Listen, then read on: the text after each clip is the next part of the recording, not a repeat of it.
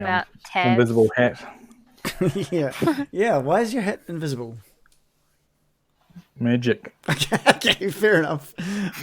He's given it he's put some blood on it and given it a kiss, and it's become a magical hat. Oh, that's one of the Cthulhu spells. Nice. Yeah. Oh yeah, yeah. I had to patch it. Yeah, sorry, Random Origins Forgot was all just about saying that. audio, but we've got audio. But we are waiting on Adam at the moment. I think there's been just tech issues everywhere. I think, pretty much in the chat, I'm just getting the message "Welcome to the chat room" just over and over and over again on my side. So that's fun. You're welcome yet? So it's very hard to see if anyone's typing anything on my main screen. I can see on my DM screen way down here, I've got another chat open there, which is working fine, but that's just less accessible. Joe, your audio keeps breaking up, so here's hoping tonight is the night that it doesn't do so. Why? And Adam... Oh, right, I thought you were saying I was breaking up. No. Oh, and is Adam here? He's been having... Looking. It's there. Adam, you're here. And out. It's there. Oh, Hey, Joe, I just found this thing. It just popped up on my browser tabs on my iPad, and it says it can automatically close tabs? ?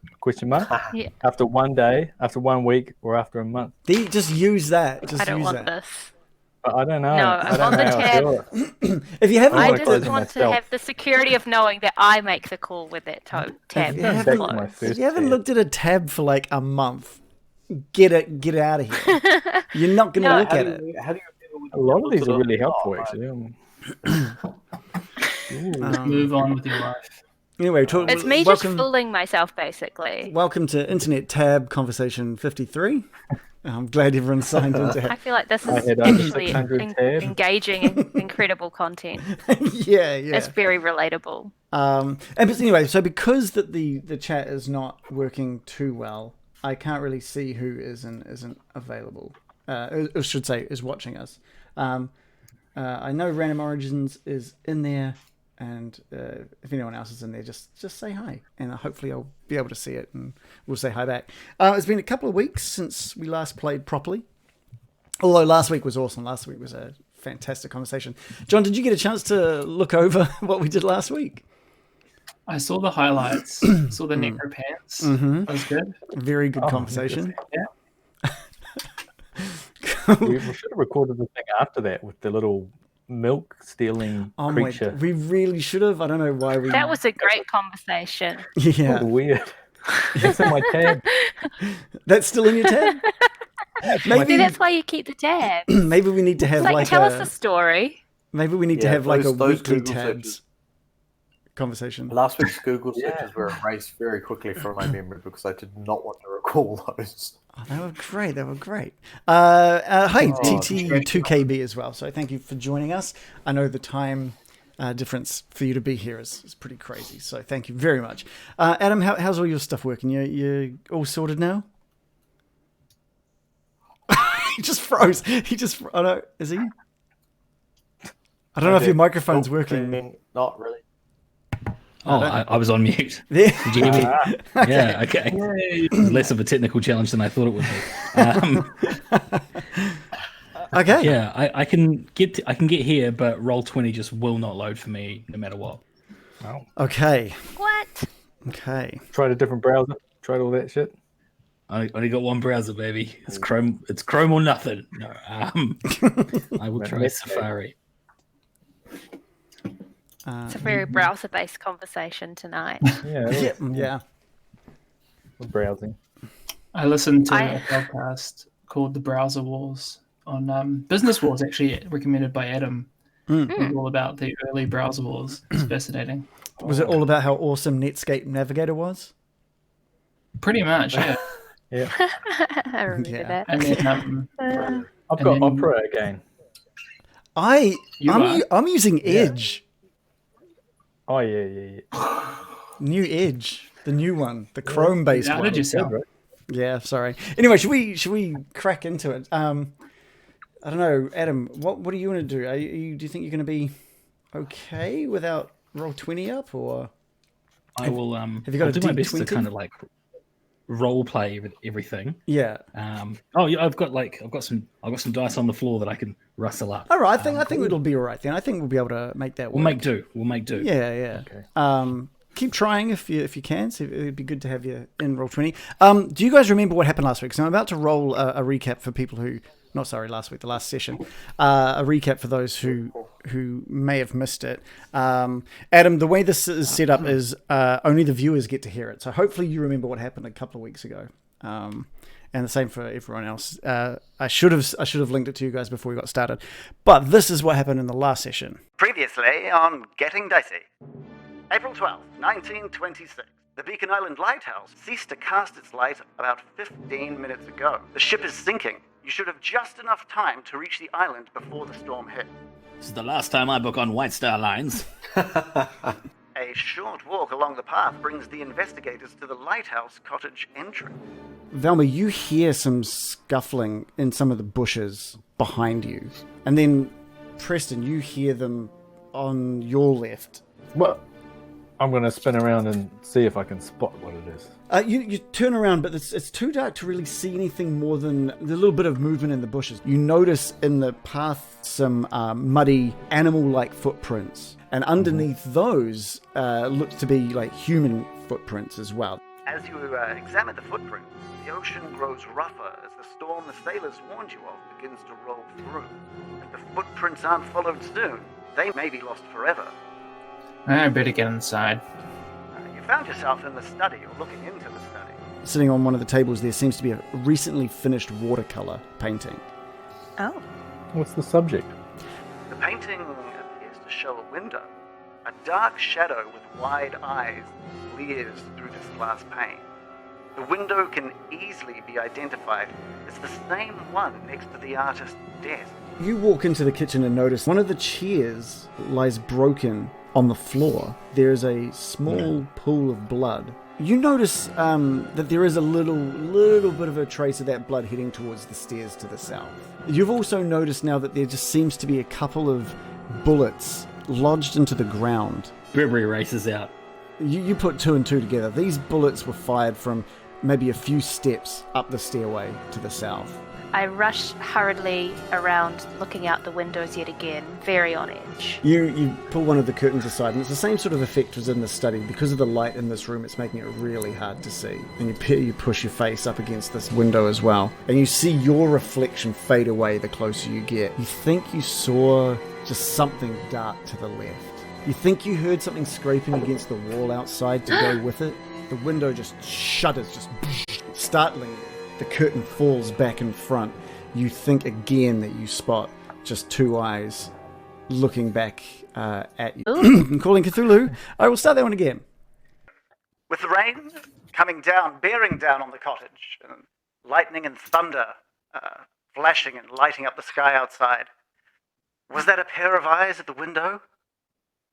Are things getting dicey?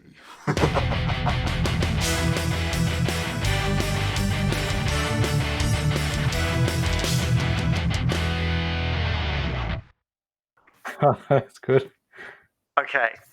Velma, the last thing, we're not going to do the narrative voice, but I'm just going to catch you up, Velma, because this is the thing that last happened to you, was you at the window seeing maybe something just as the blinds fell back into place, as you were startled by possibly something banging or scraping against the wall and the window you were standing at. I'm just going to move everyone onto the map. Just let me... Man, we've got technical issues all over the place today.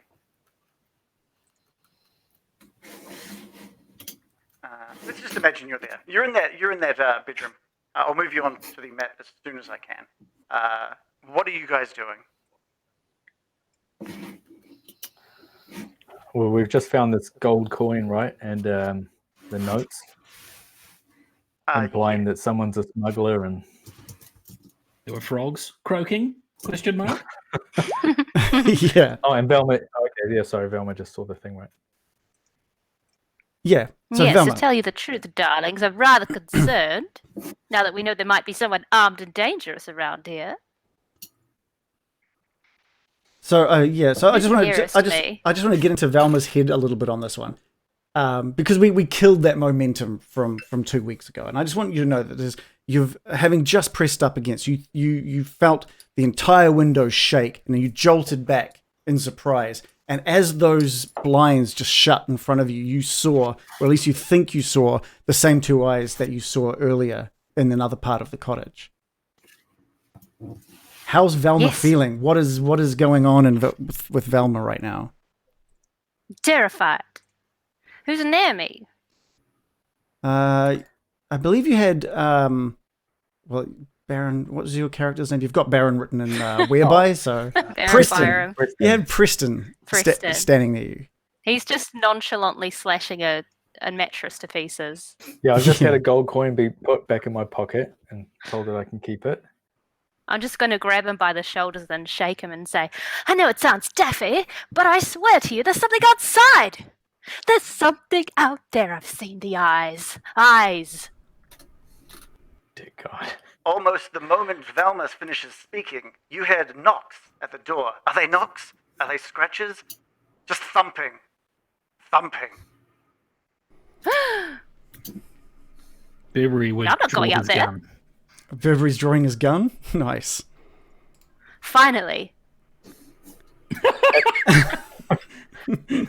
At the front door? Yeah, at the front door. Shit. I'd like to move closer to the front door, but edge my way around the door frame like you see them do in the movies. All right. As Burberry turns the corner, he notices the front door, pulsating with each thump. The lanterns next to the door rock in unison. It's quite a thump. I think at this point, Burberry is kind of turning around to the others in the room, doing like a get down or kind of be quiet, just brace yourself kind of symbol, while pointing my gun at the door. Should we hamscree? Go out the back door? It could be the lighthouse keeper.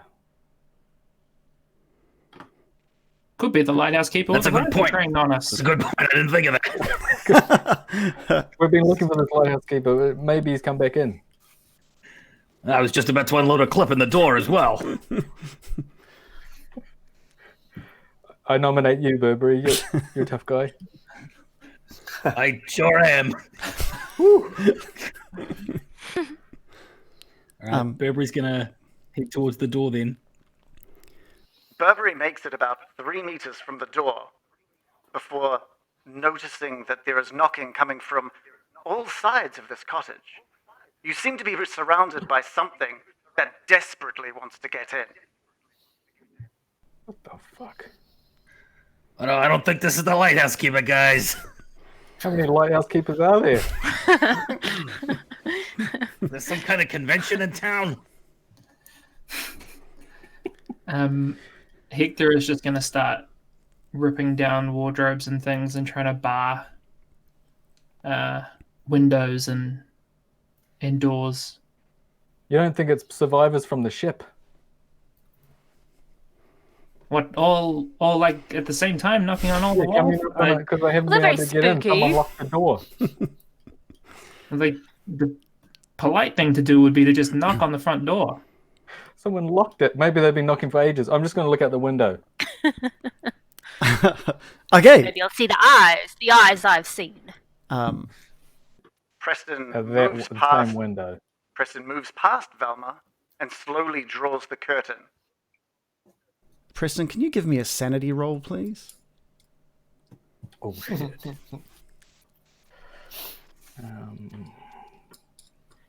Where's that button? Sanity. Oh, right. The purple one? Or the green The one? green one. Green one. That's normal, right? Did it do it? That is you rolled a 14, which is a hard success. You're not You're not quite sure what you're looking at, but it definitely does not look human.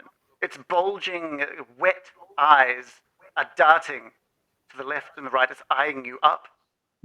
It's as confused by you as you are by it. Oh, it's confused. Oh my god. I can obviously see it's not human. Okay, I'm going to recoil Are the from the window if that's okay. Are the rest of the people in this room watching what Baron was doing? Yes, I Yes. am. Yeah. Okay. Well, I'm going to get. Oh, Burberry's not in the room at the moment, but I'll get a sanity roll from Norfolk, Velma, and Hector. Yeah, I think I would have been horrified that he was looking at opening up the windows there. Or looking out the window. I mean, if you think Hector wanted nothing to do with. No, I would look, but you I would would be look, okay. like shocked that he was doing it. All right. So yeah. Okay. So Velma, you rolled a sanity button. 24, which is a 24. hard success.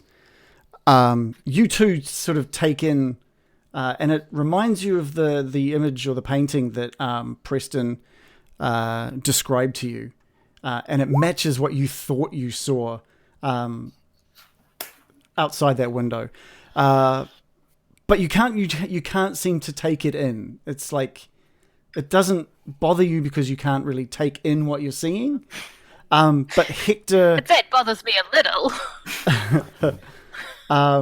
actually, sorry, I just realized with what you've seen, whether you pass or succeed, you do take some damage. So this is the whole the sanity system in place here. There are certain things, even if you pass, you still take some damage. I think there were some previous rolls, like the painting, where you rolled a success that you didn't take any sanity, so any sanity drops. So what I'm going to do, it looks like all of you are going to take some sanity damage here, but from Hector and Norfolk, I'm going to need a D4 from you.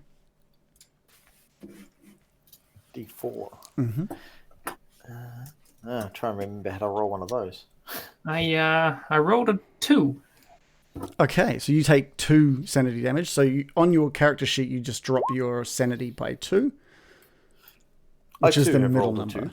Okay, cool. Makes it nice and easy. So on your character sheet, there's 3 numbers in the sanity section. You got to drop the middle one down by 2. Preston and Velma, you both drop them by 1. So the middle one goes from 60 to 59. Yeah. Okay. And so let's take a look. So now that the other thing that happens when you lose any sanity is that there's an involuntary action that happens to everyone who it's almost like you've been startled and something occurs. So Norfolk, when you glimpse over to the window, you see this abomination in the behind the window through the rain. There's just this wet creature with these bulbous black eyes, and you think you see sharp teeth within its mouth, and you just drop the journal that you were holding on to and just back up against the far wall. You cannot really contain the fear at this moment from what you're seeing. It's settling in your stomach like nothing else has before. Hector, you just find yourself completely frozen to the spot. You can't take your eyes off it, and it has now locked eyes with you, having quickly looked through the room. It is looking directly, what it feels to you like is looking directly into your soul. You can barely feel your extremities at this point, and you just cannot move. Preston, being the closest to this action, you take in what is in front of you, and slowly everything just fades from view, and you just fall unconscious onto the ground. Next to Velma. And Velma, having seen this absolute monstrosity at the door, outside the window, it only looks to be about maybe your height or maybe a little smaller. Just how it looks. It's wet, black, sort of glossy skin, and its bulbous eyes that seem to be swelling out of its head just chill you to the core. And you fiddle around with the little bag that you've got with you, and you reach in and grab a small scalpel that you're carrying with you, and you just withdraw your hand shaking and wrap both hands around it and just hold it in front of you. Back, foul beast. Terrifying. So what do you guys do? Preston is currently unconscious on the floor. I've swooned. Fainted. Fainted. Defying gender stereotypes and being a fainting man. That's very Very good. Lovecraftian. Progressive. Hearing the thud of that sounded like a man fainting. I think Burberry charges back into the room. What the hell is it? What the hell's going on out here? Thanks to the fact that Preston has fainted, the curtains again just naturally close. So when you enter the room, you're just met with Velma near the window in the middle of the room, sort of holding onto this scalpel. Hector just frozen, all color gone from his face, and Preston laid out on the ground. You look over and see Norfolk back against the wall with the journal at his feet. Someone want to tell me what's going on in here? The knocking on all of the walls just continues. There's scratching now that happens to sort of like go down the side of the room that you're in, on the outside of the room that you're in.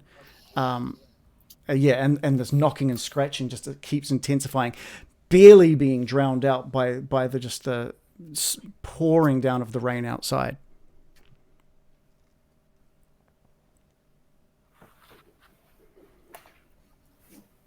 There's the window. Spit it out, man. The window. And that's all you're getting out of it. Burberry strides over to the window. No, stay back. Yeah, you do find Velma between you and the window, and she's holding that scalpel in front of her. Whoa, Facing. whoa! There's What's things out out there? there. There's things. A thing? Can you be more specific? Oh dang, I can't hear. He asked if you could be more specific. Horrible things. Horrible things. They're not human. They're trying to get Not in. human. Preston, In this place. Preston, you notice that the sort of light intensifying now, and you open your eyes and find yourself sort of on the ground next to Velma and in between these two beds. Berrican, what's going on? Where's Berrican appearance? Anyway, so Preston, you find that the room and everything within it, you suddenly remember where you were, what's going on, and surely that thing that you saw out that window can't be real. And you're now... My blood's running cold. Yeah. It's not survivors. It's some kind of creatures trying to get in. I'm going to try... If I can actually stand up, I'm going to try and pull the mattress off the bed and push it up against the window. Yeah, absolutely. So you get up off the ground and start just like scrabbling at the mattress. Is it the one that you've sort of cut open? Or Yeah, the one closest to me. Yeah, and you use the opened cuts on the mattress to grab it to really manage to find a handhold, and you start pulling it towards the window. Dear God. Let's get out of here. Oh, let's go upstairs. Cool. How's Hector feeling? Am I still dumbfounded? I'll let you decide. I'll let you decide what's happening with Hector. I think other people starting to move and do things makes me want to get the fuck out of here. If we go upstairs, we'll be trapped. We're already trapped. You Trapdoor could run out safe. the back door. I'm not going out there. Outside. The You mad? the creatures are I'm out going to there. wave my scalpel around in the air, and I'm just like, just know that if one of those things come in here, I'm slashing first and asking questions later. There Some is kind of foul animal outside. A whole bunch of them. I'm not going out there. An animal. Sounds like Dr. Fisher's realm. Exactly. They look like fish. Look like fish. Bulbous eyes, slimy Maybe- bodies. Maybe our best chance to survive is to go up to the lighthouse and barricade it or something. Let's I turn don't, on the I don't light know at least. what those creatures can do, but I don't want to be near them. That's for sure. there's I'm with Dr. Fish. There's just an enormous you. clap of thunder that just silences the rain for a moment. And at the same time as that hits, the knocking and the scratching just ceases just for a moment before suddenly coming back harder, faster, and louder than before. Okay, I'm running. I am I'm also running too. I'm running I'm not upstairs. staying around here. Catch you upstairs. Hector. I would like to run and take a risk and run past the writing room, the den, Okay. whatever it's called. So you want to go into the den? I want to go from here, Yeah. here, Mm-hmm. grab a book I saw earlier. Okay. Sexy book. It was gone called mad. Lighthouse Fixing for Dummies or something. Yeah. That's right. That's right. Whatever that one was called. Okay. And then I'm going to run towards the stairs. Okay. And you just tell me if I can do something. Do that. What I will do is I will give you a luck roll. So you've got a certain amount of luck points. You can roll and see if you're lucky enough to get there safely. This is determining what's trying to get in, whether or not you can do what you're trying to do before, I don't know, they get in, or if something happens to you on the way there, anything. So we're going to use luck here.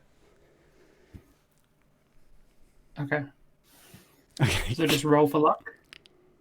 Yeah, please. Just use the green dice. Oops. Oh, phooey. Okay. So I rolled a 99. the way we're going to do this is that, Norfolk, was Norfolk running with the group as well? I was contemplating kind of just not, because I'm just not wanting to move right now. I'm just kind of scared. So I was actually contemplating hiding in one of the wardrobes, if that's okay. Yeah, by all means, Norfolk can get inside one of the wardrobes. Velma, That was the back door. yep, Velma, Preston, and Burberry, you guys are all running towards the stairs. I'm sticking with the man with the gun, if you will, darling. I'm letting them go first, but yes. I'm sticking with the lady. Bring it with up the rear. scalpel. Oh, yeah, nice. Okay, Yes. nice. Okay, sweet. So So this brave. is all going to happen at once. So we're going to find a little bit of a splitting of the party occurring now. We're going to deal with the idea that all of you have disappeared. So Valma, Preston, and Burberry, you have scarpered out of this room, down the hallway, and disappeared up the stairs away from view. Norfolk has slowly backed into one of the wardrobes that he was looking through earlier, closing the door quietly in front of him.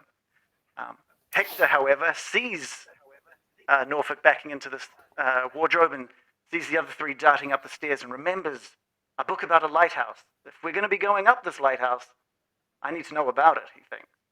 He runs towards the study and forgets just for a moment where in the study this book was and starts searching again. we're going to disappear over to what Velma, Burberry, and Preston are up to.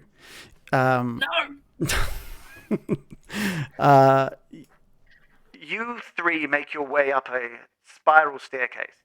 Velma in the front, followed with Preston behind, and Burberry taking up the rear, gun at the ready.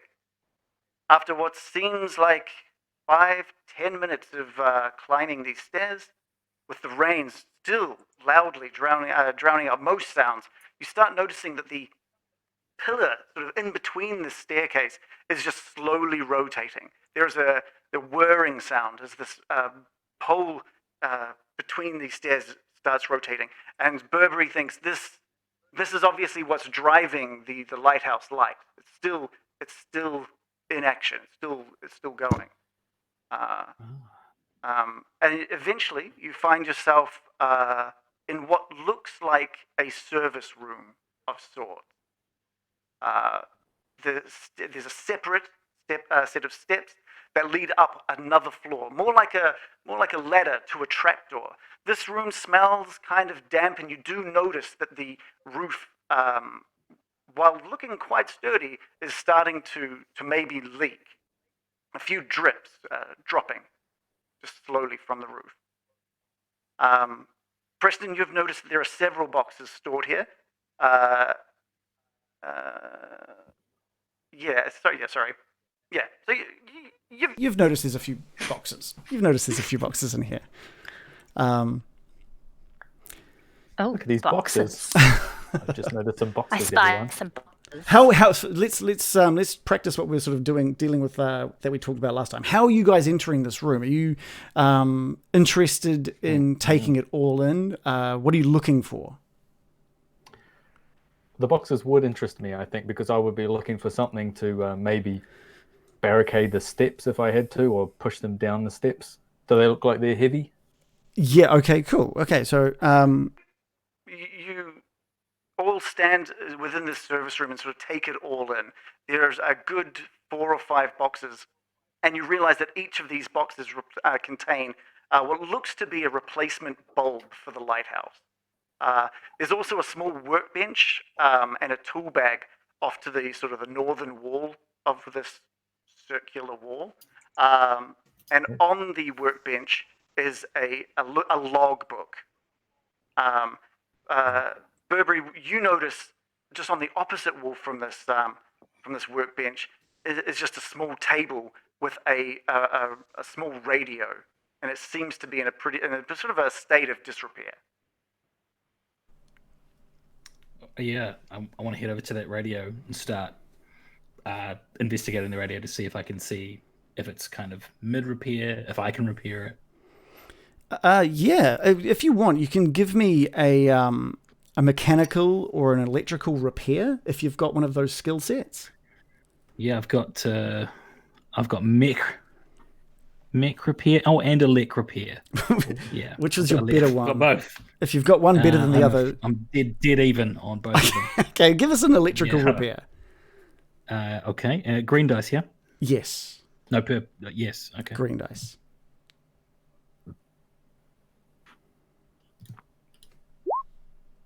Whoa. Oh, hard success. Hard AF. Yeah.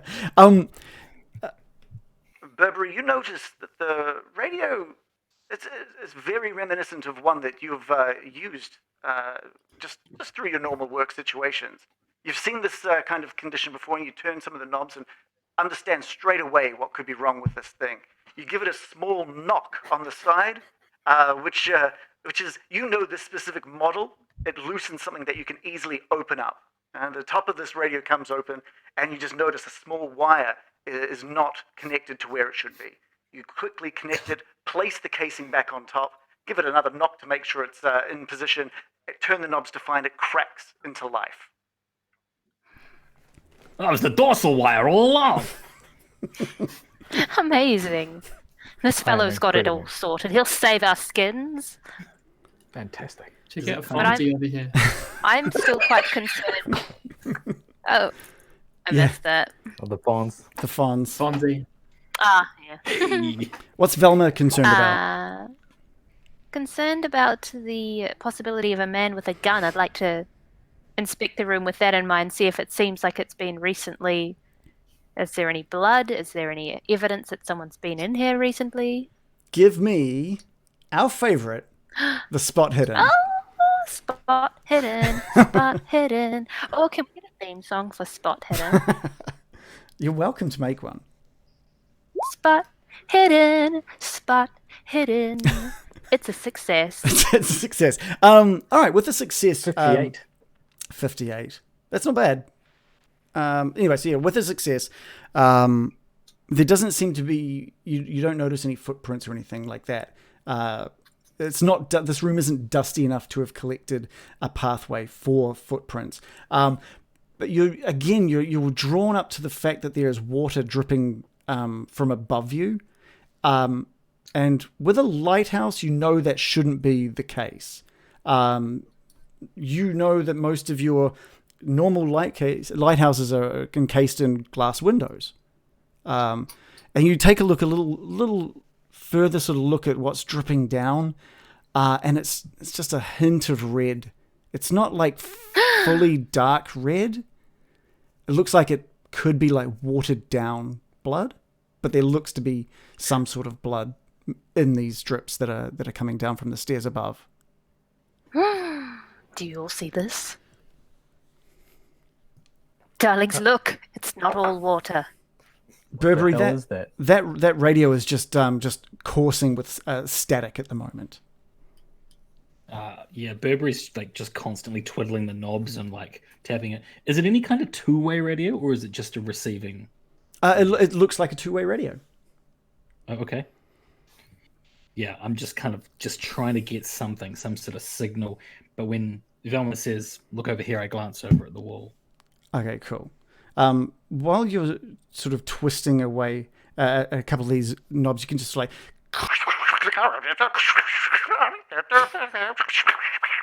Local Coast Guard. you pick up that one of those things that you, just as you're looking over to see what Velma was doing, you move straight past something. You think you may have heard the word Coast Guard. Yeah, I'm trying to. Do I need to skill check like how good I can tune this radio? No. You skill check. You don't have to skill check. You tune quickly. Like your attention snaps back to the radio, and you just bring that knob back a little bit, and you just hear the final words of someone sort of finishing a conversation about. The beaches seem okay. Everything's sort of checked out. It's been over. And that's all you. Everybody, really... shut up! I'm gonna jab him violently in the ribs and point forcefully at the blood. With your scalpel? I'm not gonna jab him with my scalpel. That would be a little uncalled Very for. forcefully. Yeah. I shoot Velma in response. Yeah, I kill Burberry. We all die.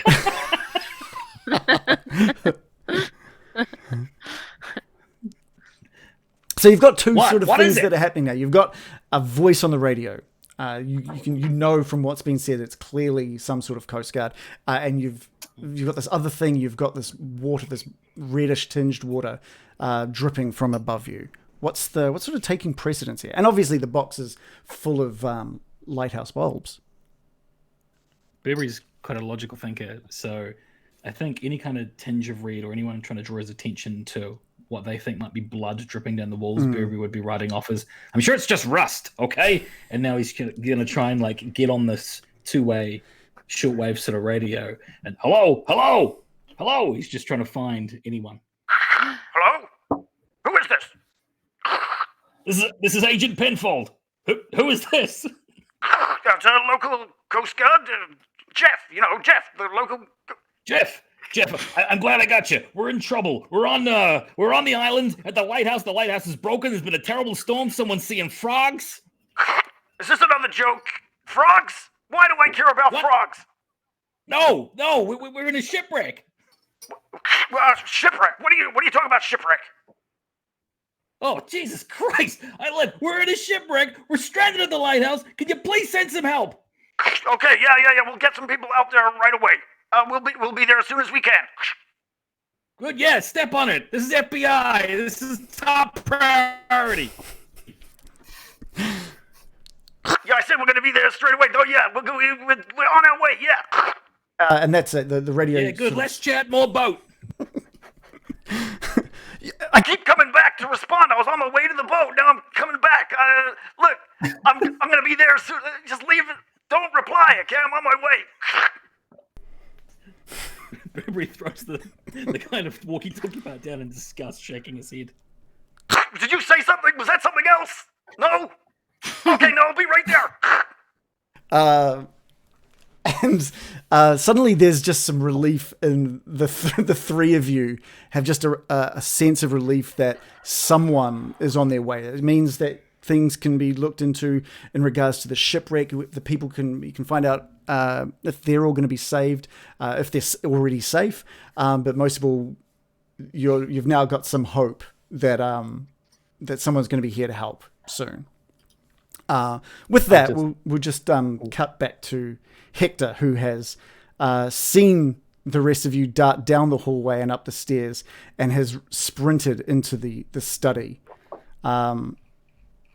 So I'm going to ask you as well, Hector, what are you running into this room specifically looking for? Where is your mind? Where are your eyes? I think my eyes get drawn to the writing desk, first of all, the one that was popped open before. So yep. I have an oddly specific skill Okay. that I would like to use. Yeah. I can't believe it's a skill. It's called library use. Perfect. Okay, we actually used that. I think Norfolk used that when it came to some of the paperwork that was in the writing desk. So what are you wanting to use this library use skill to do? I'm looking for this lighthouse fixing for dummies book. Okay. Give me. Which I imagine is in like a very distinctive like cover, like maybe yellow at the top and at the bottom. And then has like a black strip across the middle of it that says for dummies. Yeah. Give me a library use roll, please. Such a weird skill. Lucky you got that skill. Not everyone could read the spine of a book. I rolled a hard success. Okay, with a hard success, you know you've got like a photographic memory. When you saw that book, you were like, "That's weird for someone to keep a book about repairing a lighthouse away from the lighthouse. Like it's in the cottage, not in the light." That's right. And you kind of just kept that in your mind. So you just run into this room and you spot the book straight away. But unfortunately, because of that luck roll from before, what you don't pick up on is just a small ridge in one of the rugs that are laid out on this floor. And you run in and you just catch your foot on that rug and you just fall into the ground, sliding across. And you've actually kind of knocked your head a little bit. You're going to take just 1 point of damage on that as you just crack your head down onto the ground. And you're quite disoriented right now, and you're looking up and things are just a little wavy, a little blurred, and you're trying to shake it off, and you can't quite shake it off. We're going to go over to Norfolk now, who's sitting closed inside this cupboard. Norfolk, what's the emotion Norfolk's having right now? Well, I'm relatively scared, I guess one would put. I'm not terribly sure about what I've seen, so I'm just kind of backing away in stunned silence, and this seems to be the safest spot away from the crazy man with the gun, who I'm not 100% certain about because he's FBI and that, yeah, he's got a gun. Me. So he's got a gun, and he could easily just decide that, I don't know. So I'm away from him. I'm away from the monsters. I'm safe. I'm in a cozy little closet with a jacket, no doubt, and I can no doubt be quite warm. Yeah.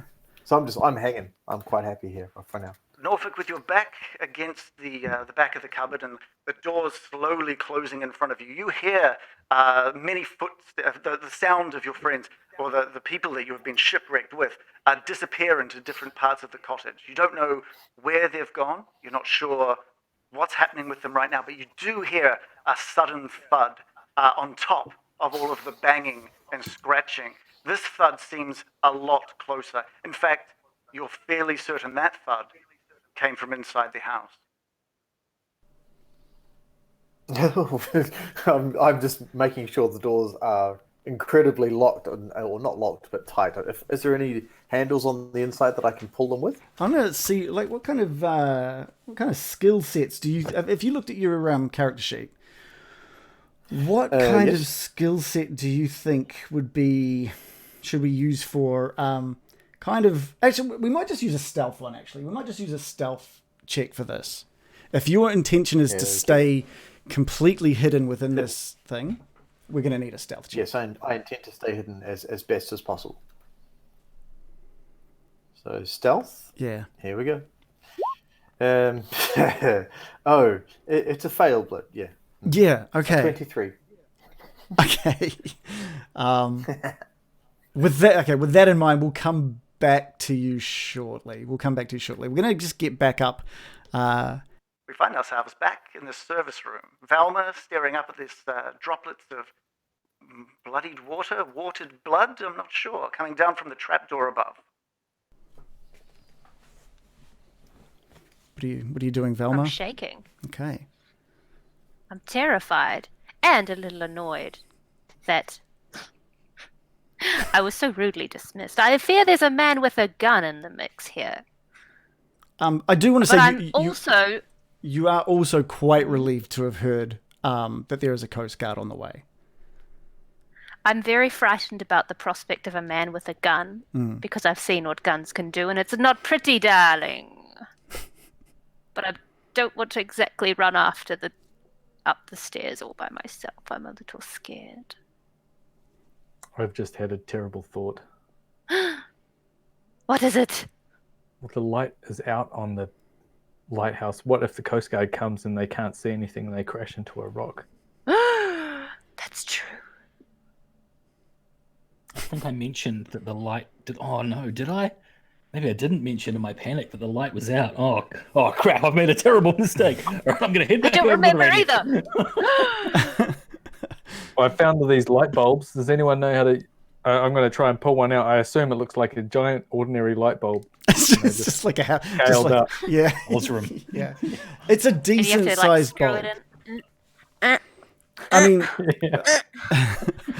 Preston, Do I know how to work these things? Preston, you think it actually looks a little smaller. You assumed that a lighthouse light would be bigger than what you're holding. It's deceptively small.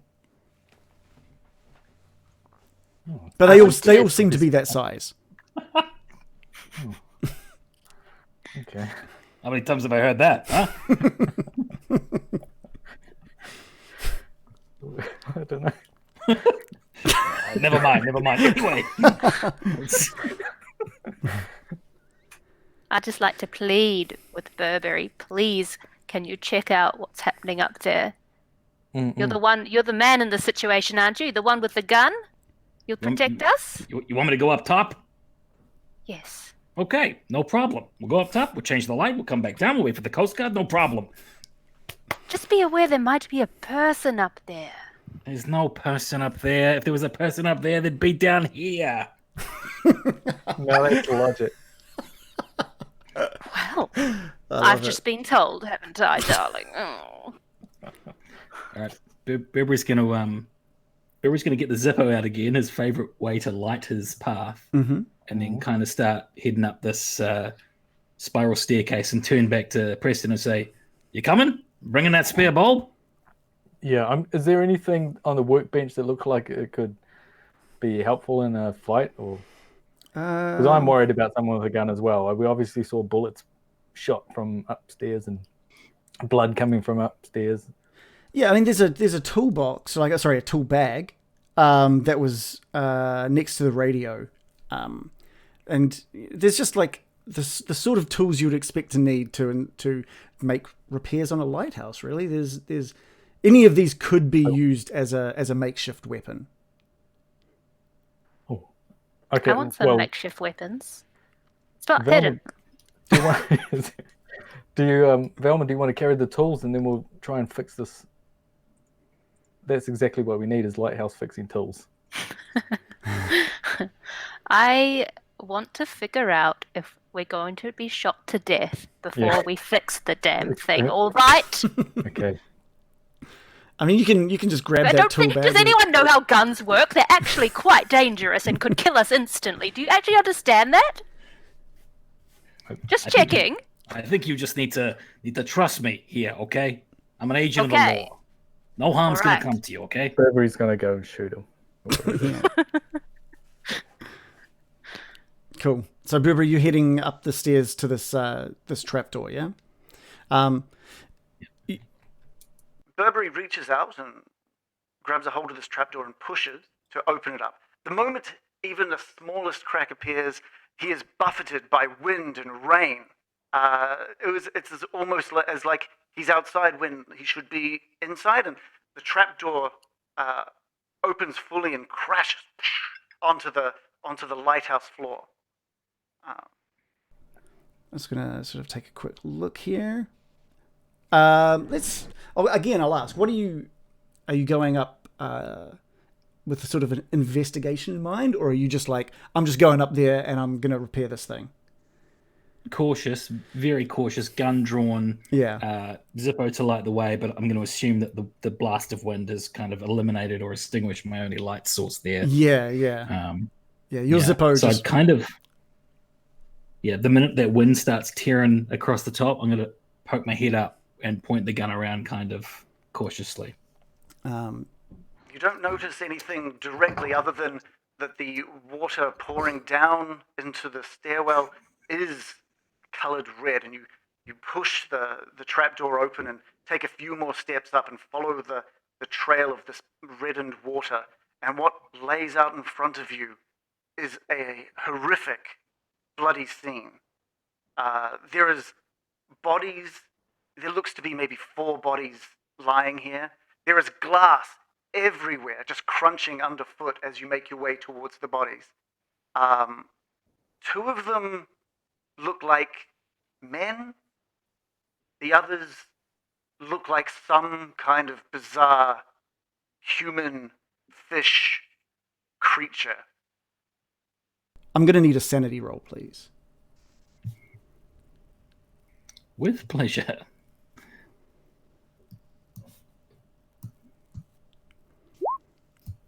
Success, man. You guys have done so well with sanity rolls. However, you do take 1 point of sanity damage. I guess it's damage. Seeing these weird creatures in front of you, you tense, Burberry, and your trigger finger slips, and you just shoot out into the darkness, sending a bullet far out over the ocean. Velma and Preston, you hear this gunshot from above.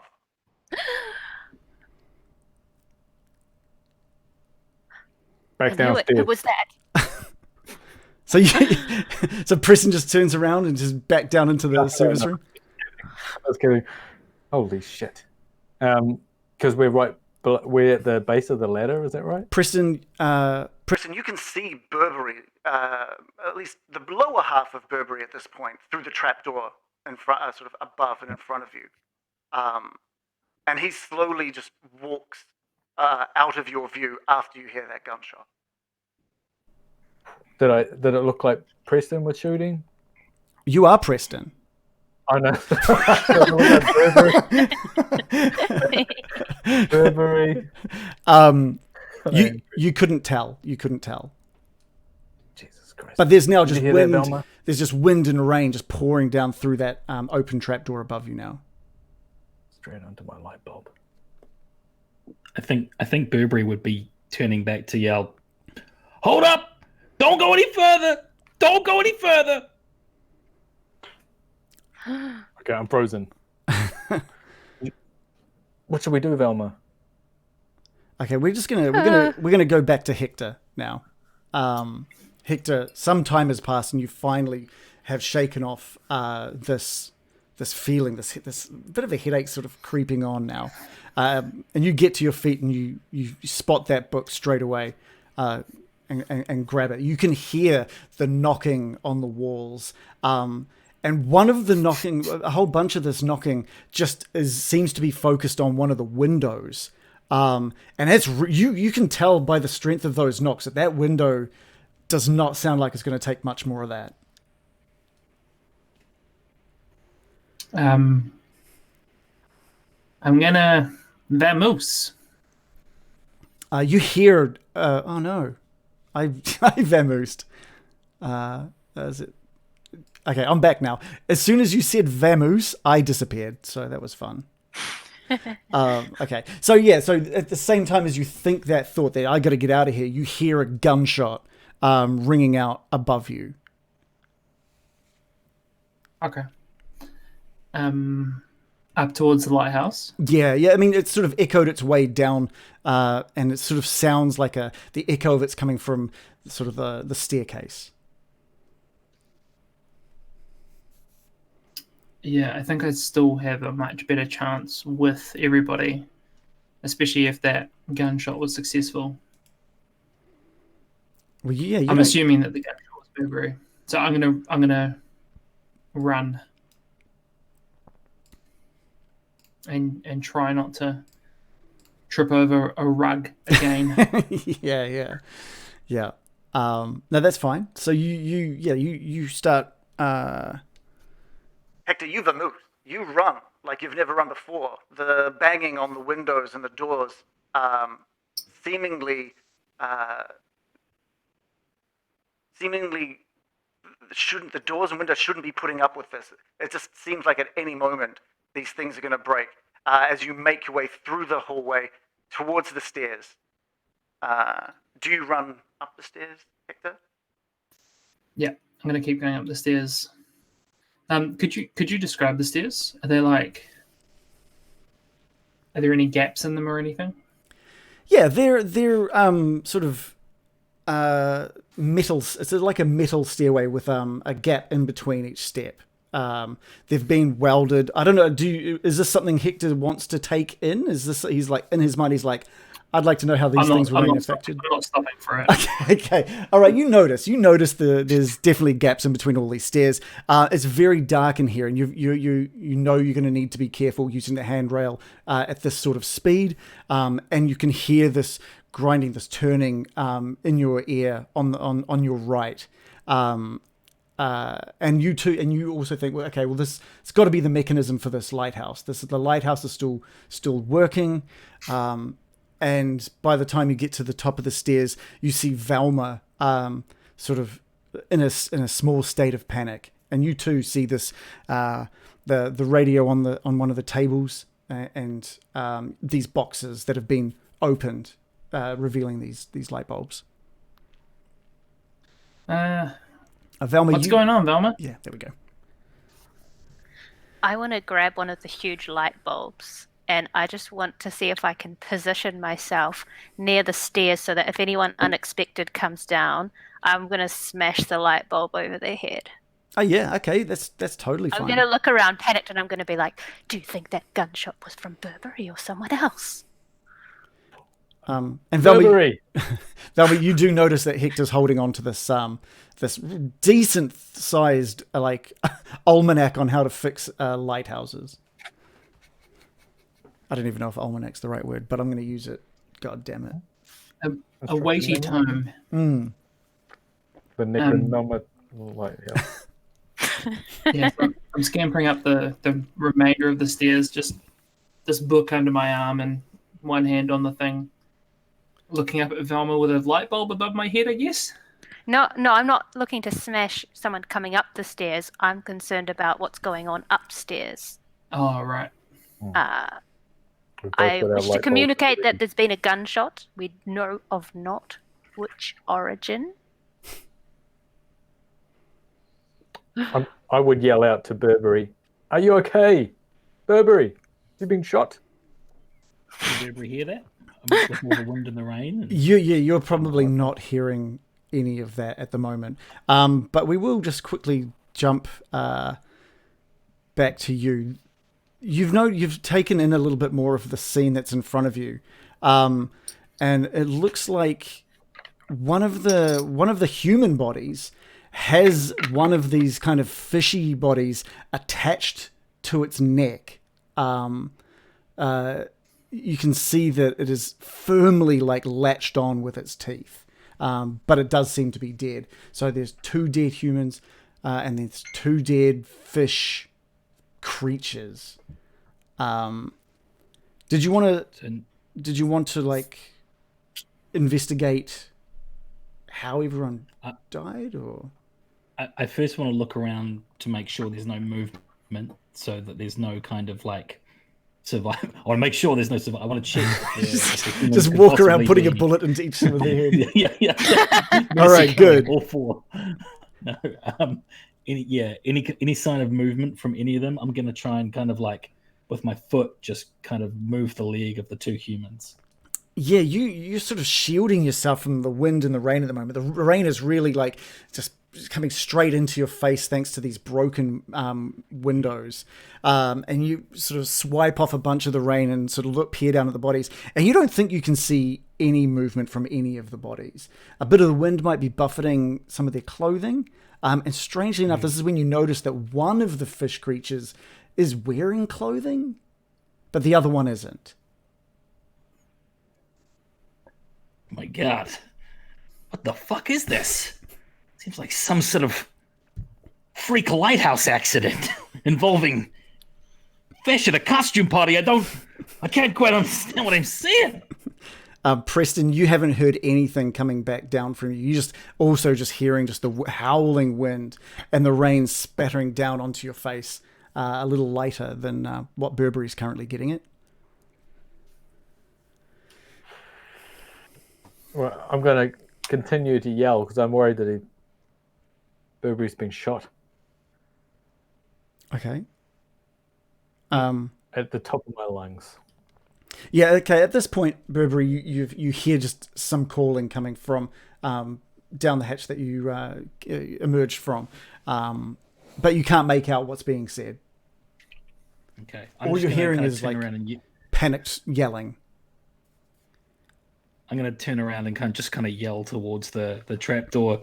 Stay down there! Stay down there! It's okay. I mean, it's not okay, but stay down there. Dear God. So all of you hear that. Velma, Hector, Preston, you all take that. Oh, he's alive. He's alive. Burberry. What's the score there, champ? We heard the gunshot. You all right? Actually, Dr. Fish, can you come up here for a minute? I think you might want to see this. Okay. All about it. All right, Hector, you too. Oh, sorry, carry on. I ascend the ladder. Not knowing quite what's in store for you, you make your way up the spiral staircase and shield your eyes from the rain and the wind. And as you slowly emerge above the level of this lighthouse floor, you see 4 bodies. The first one that meets your eye looks human. It's a guy. It's a guy, but strangely attached to him is something you have only seen once before. And I'm going to need another sanity roll from you, please. Before that, is anybody directly beneath me? There are people downstairs from you. Okay, because at the first sight of a dead body, I'm just going to lose my stomach contents.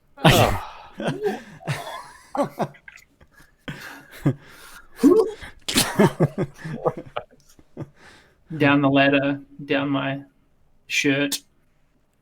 Yeah. Below. Nice.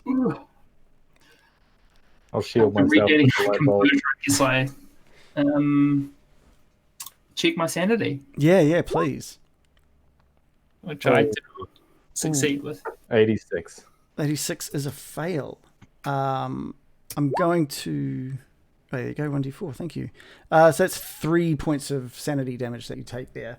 And again, that same feeling of fear just fills you up. You freeze again, your extremities go numb, and you kind of take this shocked breath. But you manage to push through it this time. There's no immediate danger to you. You can see that everything in front of you is now dead. And you are instantly given a chance to really take in this thing that is lying on the ground in front of you. You know straight away that despite its like fish-like appearance and its sort of obviously amphibious nature, that there's been nothing recorded of this kind of creature in any of the books you've ever read, and by God, you've read them all. Yeah, this is quite a big thing for you to be seeing. The one next to him, another human is sort of lying dead with blood in a pool of its own blood that seems to be being washed away by the rain, and lying dead next to that guy is this strangely humanly dressed creature as well. It looks just like the other creature, but maybe there's a hint more human to him. Maybe there's a bit more of a facial structure to this one. But it still has those bulbous eyes, those wet bulbous eyes, and that strangely slimy grey pale skin. Okay. I climb up onto the platform after having surveyed that. Let's put my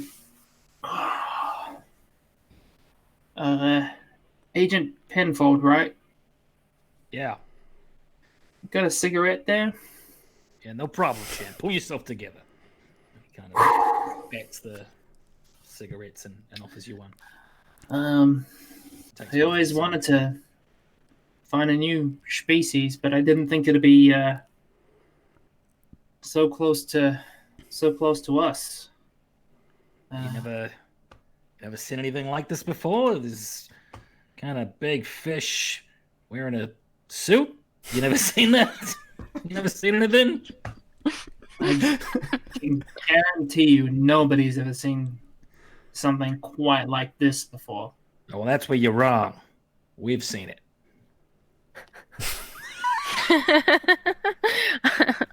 I thought you meant like we at the bureau, and I was like, "Oh, plot twist! He already knows about." Oh no, wait. No, The case of the fish, man.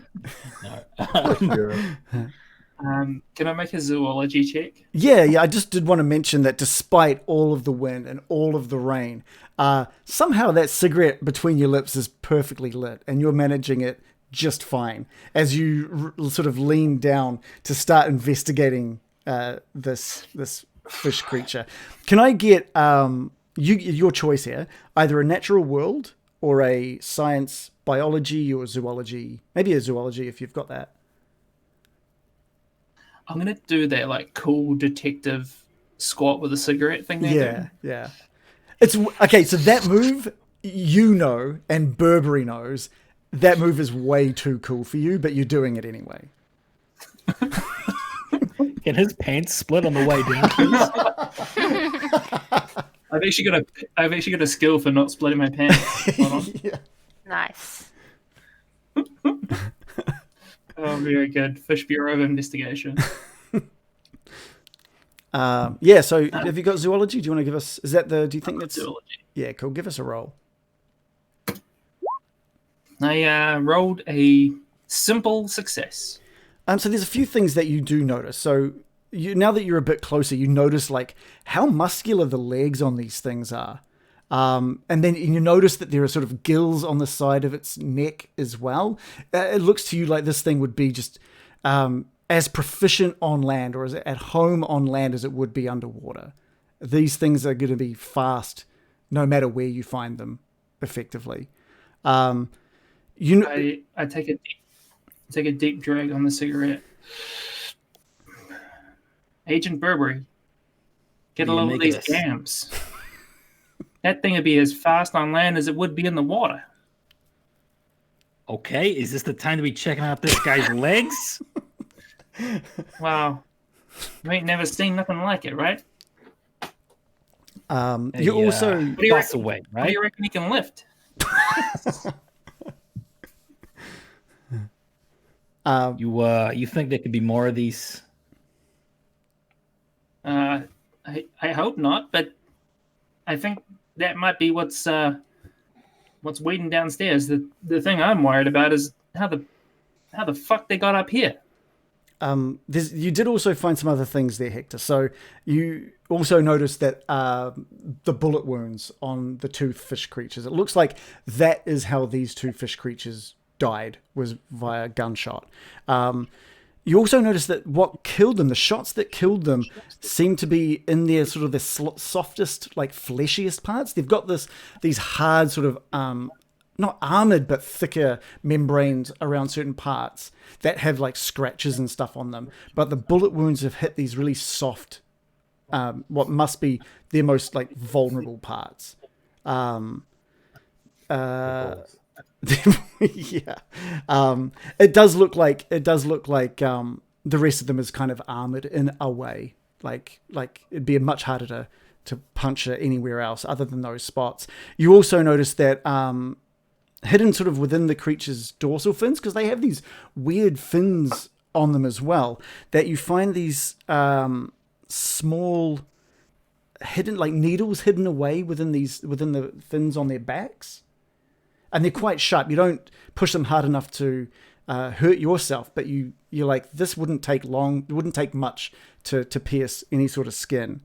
You think that it's possibly used as like they might eject them and use them as some sort of projectile. This is a strange creature, all right. I can't imagine how it came to be. It's got these. You see here, Burberry. Yeah. This is like a natural armor. Basically, it's a very thick scale. Watch this, and I'll use my scalpel to scratch across it, not making a dent. Yeah, that's a hardy fish. Boom, boom. But under here, that's the sweet spot. You see the bullets went in there. But God. things get worse from there. See, he's got these barbs. I guess a bit like you know what a stingray is? You come across a stingray? Yeah, I know what a stingray is. Yeah, I think this thing can shoot barbs like a stingray. I think. Wow, I hope not to find out. But that's real interesting, Fossil. Wait, that's good information. At this point, I probably should have done this earlier. Do I recognize either of the dead humans? Like, I'm going to turn them over so I can get a good look at their faces. Do you know any of the people? So I might need to check your character sheet. But did you know anyone from this island? I was rendezvousing with Walker. You do not recognize either of these human bodies. What about the fish? Do I know that? He's surprisingly familiar. No, but as you do investigate, there's one of the bodies that you kind of like roll over and detach this thing from his neck, and just see like this massive wound just open up, and the last little bit of his blood sort of like stop. The last pump of blood just sort of like empties from him. But you notice there's kind of something under his shirt. And you just pop open a couple of the buttons on his shirt to find there's like a heavy purse that he's been carrying around his neck. And then just on a small holster is a Colt sort of pistol. Okay. I take the Colt first and eject the magazine. Is there bullets? Yeah, it looks like all of the bullets have been spent. All the bullets have been spent. Yeah, they've all been used.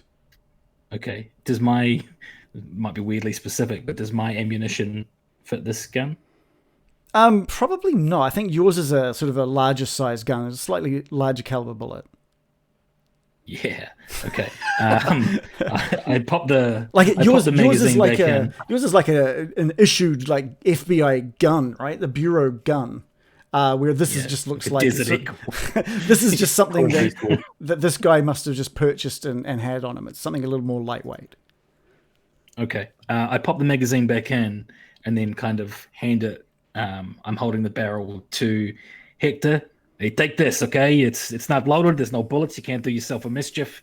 But if you get into trouble, just point it at someone and act tough. All right. And now I want to look in the kind of purse that he's carrying.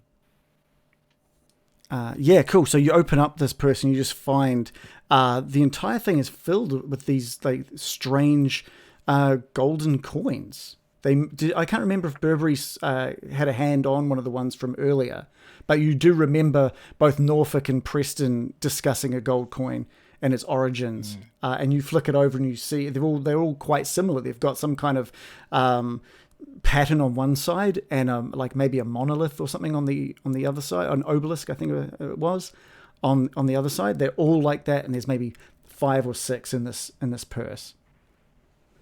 Okay. I'm going to kind of, with one swift motion, hopefully not jarring this poor corpse's head, kind of rip this purse off. Yeah, and it just pop it in my. Yeah, you just snap the back of this cable. It's a small thin piece of leather, and you sort of grab onto it and just pop it off. Yeah. Yeah. Okay. I'm going to pop it inside my jacket pocket. I'm going to look at Hector and say, "Hey, do me a favor, okay? Don't tell anyone about this. This is evidence. I'm starting to think these coins have got a role to play in all this." Preston and Velma, what are you two up to? You guys have been sort of down in the service room looking up. The wind and rain has just been pouring down. There's just that whirring from the turning of the lighthouse as well. Or the lighthouse, what should be the lighthouse bulb, but obviously there's no light. And you've seen Hector go up there. He sort of jolted upright, sort of froze for what seemed like maybe 10 seconds before continuing and out of sight. I got vomit on my light bulb. You got a little bit of vomit on your light bulb. What should we do, Velma? Do you think they're still alive up there? Seems to be. Shouted down, didn't he? What should Must we have do? found something horrible up there. He doesn't want us to come up and see. Or something cool. He's keeping all the cool stuff for himself, the bastard. Why does Hector go up there and we don't? Oh, now I'm feeling jealous, darling. Can you hear any monsters down there? From the height that you guys are at, and just with the rain coming in and the wind howling through that trapdoor, there's no extra sounds that you can hear. You're not sure what's happening down below right now. Did Hector take up his book of how to fix lighthouses, or into the rain, or did he drop it off? Hector, did you carry it up with you, or did you leave it in the service room? John? Oh, That book. Yeah. I carried it up with me, and it's got a little bit of vom on it. Oh. And it's all wet from the rain. hopefully. Oh, I've been shielding it Oh, from the rain, but Not there's the a little vom. bit of vom. I'm gonna yell out. What do you think, Velma? Should we try and fix this thing, or We must. He said it was okay, but he also said it wasn't okay. yeah? I'm getting mixed messages from up there. Mixed I'm gonna- messages. I'm gonna yell out up top and say, "Does it look like it's fixable?" Does it look like it's fixable? Yeah, I mean, Burberry, have you got, you're probably the perfect man since you fixed that radio. Can you give me a A mechanical, lot of people have said that, yeah. a mechanical repair? Yep. Whoa! You just like glimpse over it, just like, and you just shout down. You just look over, just give it a quick, quick look. You know straight away what's wrong with it. You're 100% certain that you could throw a new bulb in there, but it looks like the big lens, the big reflective lens that really amplifies that light and sends it out over the ocean, it's just completely shattered. And without a replacement lens, you're not really going to be able to get that lighthouse to a full working order. You might be able to get the light on, but it's not going to be able to do have the same effect. Okay. I'm And gonna yell down. you start thinking that kind of covers one of the bullets that must have been fired. Right. Have I got a mental record of how many bullets have been spent Yeah, there was that I've seen evidence of? Yeah, So Hector 2 on the floor. Hector pointed out 2 in one of the fish guys, and you noticed that there were 2 wounds in the other fish creature next to the. When you pulled it away from the guy's neck, you saw wounds, 2 bullet holes in the same sort of fleshy areas as well. And now you've got one that has shattered this lens. This is when you sort of look over to the massive pane of glass that's broken as well. And you think that's the 6th bullet. That's it there. Okay. All right. So I'm not too worried about, someone wandering around with one in the chamber at this point. But I'm going to yell back down, the bulb's only half the problem. We got a spare reflector down there. Do we? You Spot check. there Hidden. was Spot check. there was Spot hidden. there was nothing but replacement bulbs in those boxes. We're going to go back to Norfolk. Norfolk, you have been, I don't know, really noisy for someone trying to stay quiet in this cupboard. I don't know if it's out of fear or what it is, but you've kind of been a little bit uncomfortable, and you keep moving yourself around, trying to get yourself comfortable. It's hard to get comfortable in a small box. Yeah, and you're knocking. Got to find the right position. You're knocking clothing off some of the shelves and off the hangers and stuff, and you kind of forget yourself, and you try and fit it back up because you're not thinking straight. Can I get another stealth check from you? Another stealth. One must always be tidy. Stealth. Where's stealth? Oh fuck. Right. Oh, hey, it's a 69. Nice.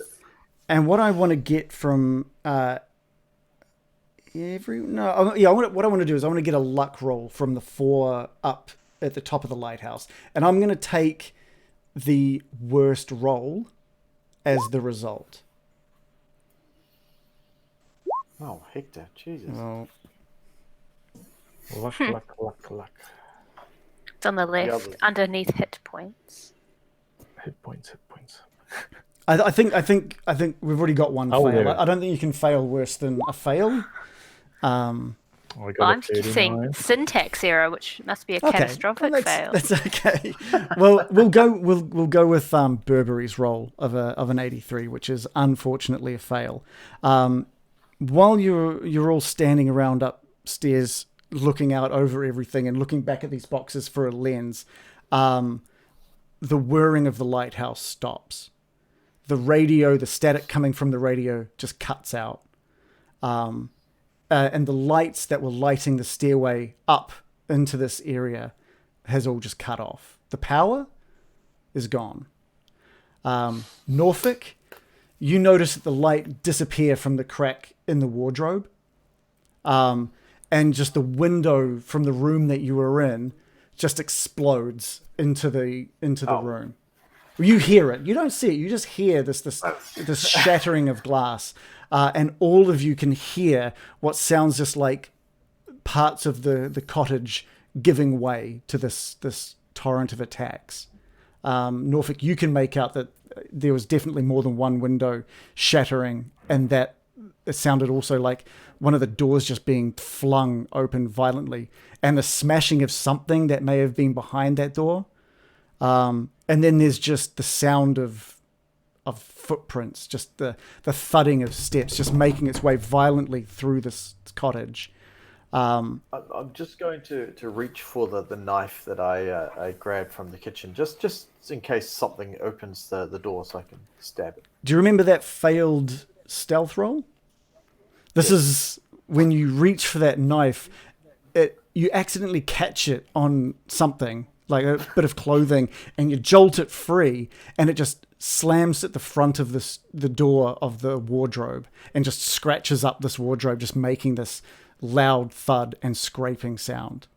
And the footprints within that room just stop.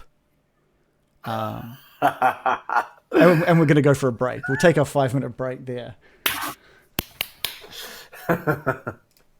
Yes. We're pretty screwed. That's evil, Reagan. I'm not the one rolling. This is good, though. It's getting intense now. Cool. What did you guys think so far of the descriptions and stuff? After what we talked about last week, how's some of that going? Do you think the pace is a little better? Yeah. Mm-hmm. I think so. Yeah. It's a good way of doing it. Oh, cool. Everyone's so scared that we're speechless. It's been awesome.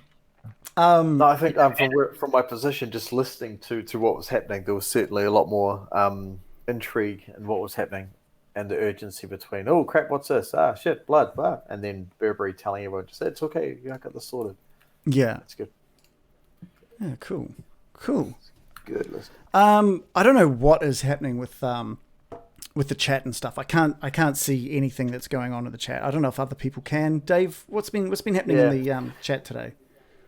They were loving John's check out those games. I totally loved it. That came after Random Origins was kicking a few people out for being dicks. What? We finally got some trolls. Yeah, we got a few trolls just posting random stuff, and then randoms came in and just deleted their text and then kicked them out. It was brilliant. Okay, perfect. All right, nice. But it's been fairly busy. Yeah. Okay, that's cool. Since they sorted the audio out, then there was just chats about fish people and a small fish being more fun in an aquarium. Yeah, it was good. Who have we got? Many of our regulars? Have we got some new people in there? Have we got some new followers? There's 19 followers that I can see, but yeah, cool.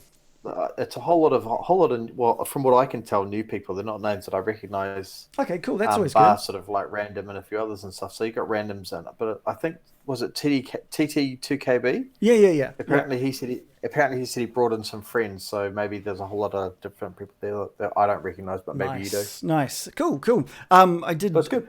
I just noticed, so because it's working every now and then. I saw Pericles has sent a message as well. So hi, thanks for joining us. Thank you to everyone who's back that follows us every week, and we really appreciate it because it's just fun. It's fun to know that we're not the only ones being entertained by our story. How do you think it's going? Opinions on the things we discussed? Yeah, no, good with anything. Yeah, it's so Kiwi. It's so Kiwi. It's like, yeah, it's fine. Yeah, it's right. Okay, cool. Yeah, we're good. Yeah, I've enjoyed it. I've kind of. I wasn't sure. I felt less natural detailing stuff when I went over to like the radio voice, so I kind of stopped that. But I don't know. I'll try and go back to it because I know it does add a bit of flavor. Yeah. Okay. Cool. I'll try and make sure I do more of that. We've had some nice. What was that? Sorry. It can feel a bit weird being the person doing it but for everybody else.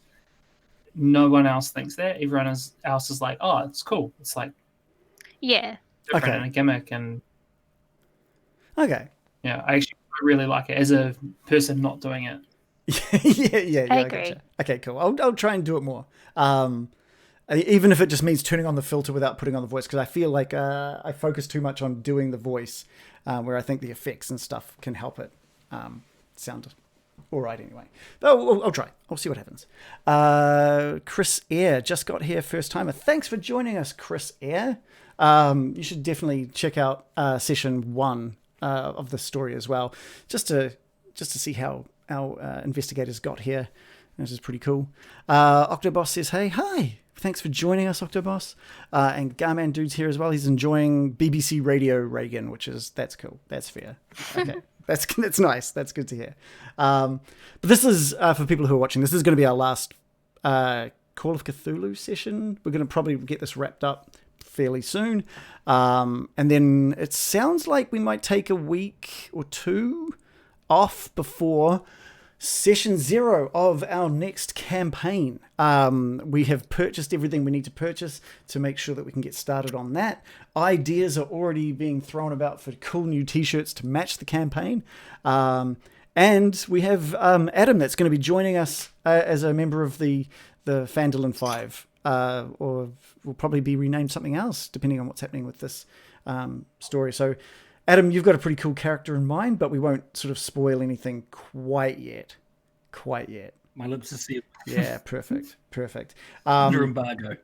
Yeah, I think the only thing that won't come as a surprise is that we're going to be making sure that the new character knows someone. There's a bond with someone. One of the things I think we really failed with in the last campaign is that no one really knew anyone, and there wasn't any. We had to grow that bond. Which is great, which is really cool, because it means going into this campaign there's a bond already there. But I think it would have helped if some people had known other people beforehand. Raised the stakes a little bit, I guess. Garman Dude said, "Is the next campaign D&D?" It is. Should we say what we're going to be doing, or 'cause might as well, right? No. Give a surprise. I like surprises. Yeah. I mean, I know, but if you're not following us on Twitter, if you're not in our Discord, then you probably won't find out. So we might as well. If you're watching us and you're not following us on all these different places, first of all, jump into our Discord, because we talk there all the time. Follow us on Twitter or follow us here. Do what you got to do. But I will say we're going to be doing the Curse of Strahd. We'll be doing. And I think we have one follower in our Discord who's like, they were just like, you guys need to do Curse of Strahd, and he's really looking forward to me voicing Strahd. So I'm going to look forward to that as well. It's going to be cool. I've already got such massive ideas for episode 1. Massive ideas. oh god.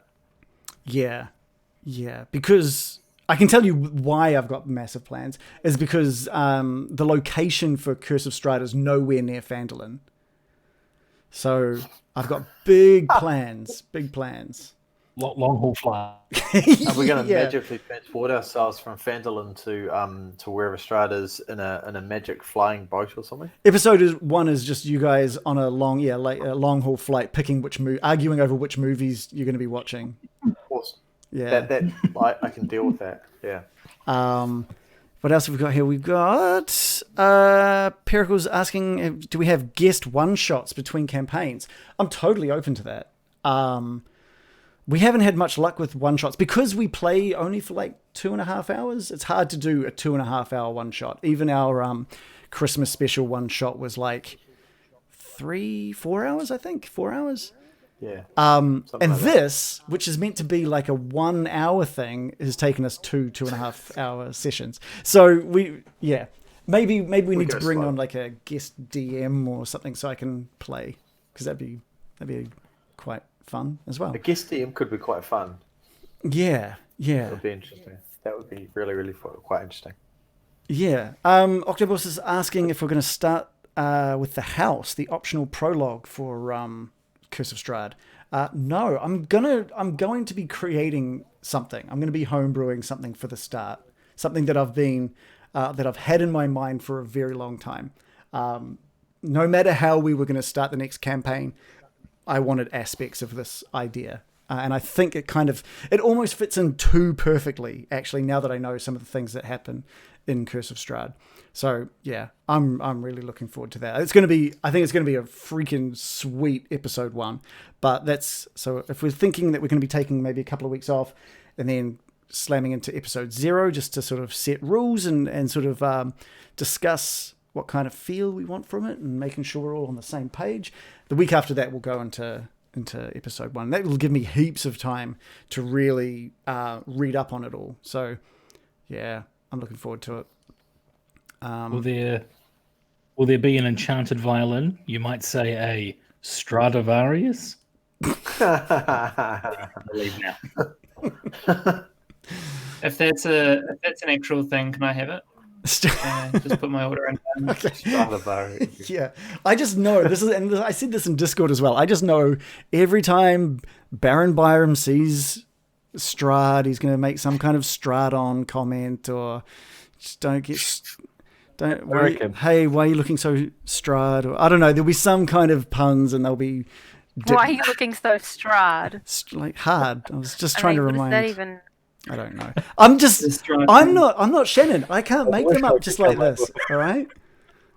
Okay. Shannon is the dirty pun master, so not me. I don't know.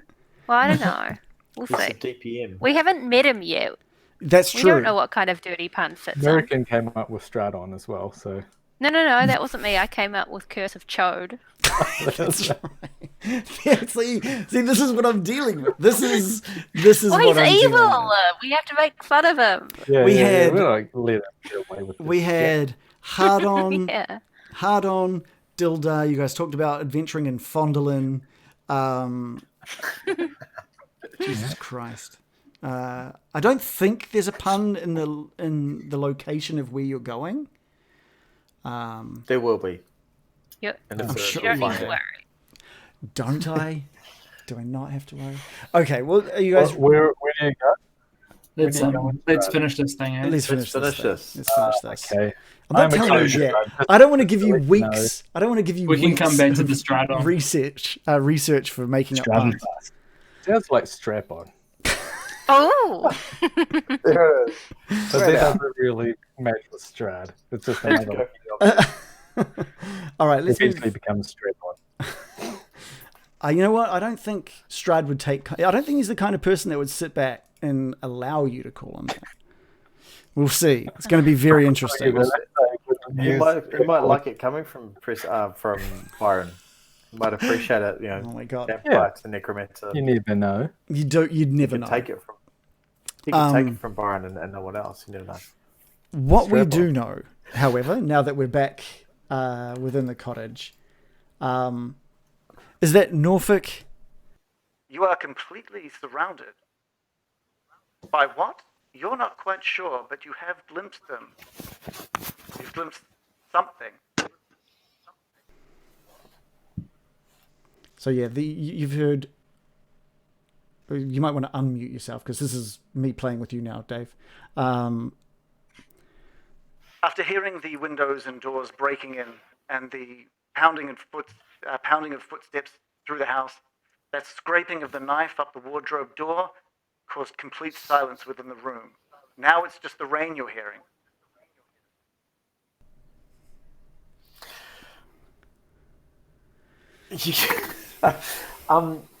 So I'm like looking at kind of realizing I have the knife in my hand. I'm realizing I've made this noise, and I'm just like a little bit shell shocked. And hearing the footsteps stop, I want to reach. You said there was a coat in the wardrobe with me. I recall clothing. you saying that I'd hung it back up. Yeah. Yeah. I want to just kind of grab the cloak as a coat or what the thing right beside me, and just kind of put it over my head so I'm hidden. Give me I'm another panicking, right? stealth I'm freaking check. out here. Stealth check, Oh, please. what? Stealth check, awesome. It's the only thing I could think of. I was panicking. Fuck me. It's another fail. So, in the darkness, let's... In the darkness, you have just reached back for the nearest clothing item that you find, and you drag it over the top of your head and hold your breath. You hear the doors of the wardrobe open. They're just thrown back, and you can hear sounds unlike anything you've heard before. From whatever is in the room, they see a fully grown man with just a shirt covering the top of his face, hunched in a wardrobe with a knife held in front of him. We're gonna. I'm just going to turn that off. We're gonna try out some combat. And Dave, you're not in a good place. No, really, you think? Yeah. I'm cowering in the bottom of a wardrobe with a shirt over my head, so I'm, I guess, partially sighted. Yeah. The room's still dark. Okay, but actually, before we get into combat, but we are going to get into combat. Before we get into there, Let's go back to the lighthouse. All four of you now in complete darkness. Burberry and Hector with the rain and wind howling at you. You all hear the sound of things being destroyed far beneath you. What do you do? Is there some kind of ladder up there or some kind of way out? I don't want to... I can hear things down below us. Like a ladder off the top of this thing? Yeah, like a ladder down the side of the lighthouse. Jesus, I don't know. It doesn't sound good down there. Exactly. you Is can, there a rope or something? if you want, Burberry, you can give me a spot hidden, but I need you to roll the purple dice because it's going to be with a penalty dice Oh. Okay. because it's pitch black. The only light is from this magical cigarette Hector's still got in his mouth, but it doesn't really give out enough light. Take a deep drag to let off the maximal amount of light. So one penalty dice. We look at the -1. That's the one we're looking at here. So basically means you rolled the first two, which is a 79 and an 18, and we take the highest of the two, which is a 79. And you needed at least a 65 to pass, and you did not pass. So again, with the With the rain and the wind just lashing at Burberry's face, he sort of tries to get as much of the rain out, and there's just darkness anywhere. There's a small red glow coming from Hector's direction, but you can't see any way off this lighthouse other than the stairs back down to the service room. There's nothing up here. Everyone get back down there. Like to the service room area. So Burberry's going to start shuffling back down to the service room. Velma, this is when you hear Does anyone have a light? This is when you hear the footsteps. The pounding of feet matching the rhythm of the rain beating against the lighthouse. They seem to be getting closer. Do you hear that? Footsteps? Do they sound wet and slappy? that's exactly They sound what they like sound food. like. Oh no, they sound slappy. They sound slappy. Darling, they sound so slappy. Slappy feet coming I'm towards just holding my massive light bulb in the dark. I've got my light bulb. How ironic to have such a thing in my hands and yet no light source at all. This modern world has turned against us. I don't have any light. I don't have any light source on me. I'm gonna. One Should we try person- and barricade the? One person had a lantern, but stairs. I think that was Norfolk. Velma, you remember the lantern in Norfolk's hands at the Curses. and how you I'm not suddenly even using it right now. It's off. Velma, you remember this lantern and just wish and pray that you were able to just manifest that instead of this useless light bulb in your hand. I agree, though. We should barricade ourselves in here. Okay, cool. Okay. We're gonna go back to Norfolk now. We're in combat. We're in combat. So the way that this works a little differently to D&D combat in the way that like there's still like a turn order which is not rolled for. It's just highest dex goes first and then so forth down. What's your dex, Dave? Or I should say My Norfolk? dexterity is 75. Cool. Okay, so you go second out of what's in this room at the And moment. here I was thinking 75 was all right. You do hear You do hear some of the footsteps continue out of the room at Norfolk. Do you dare take a look? I'm just going to lift the shirt slightly above just one eye so I can take a peek. You take a look and notice shadows within the darkness leaving the room. But in front of you is just this dark shape. You can't make out any facial features. In fact, it just seems like a dark shadow. Does it have its back towards you? And with that, this creature just fires out these small barbs in Norfolk's direction. Oh, fuck. Now, like I said, this is different.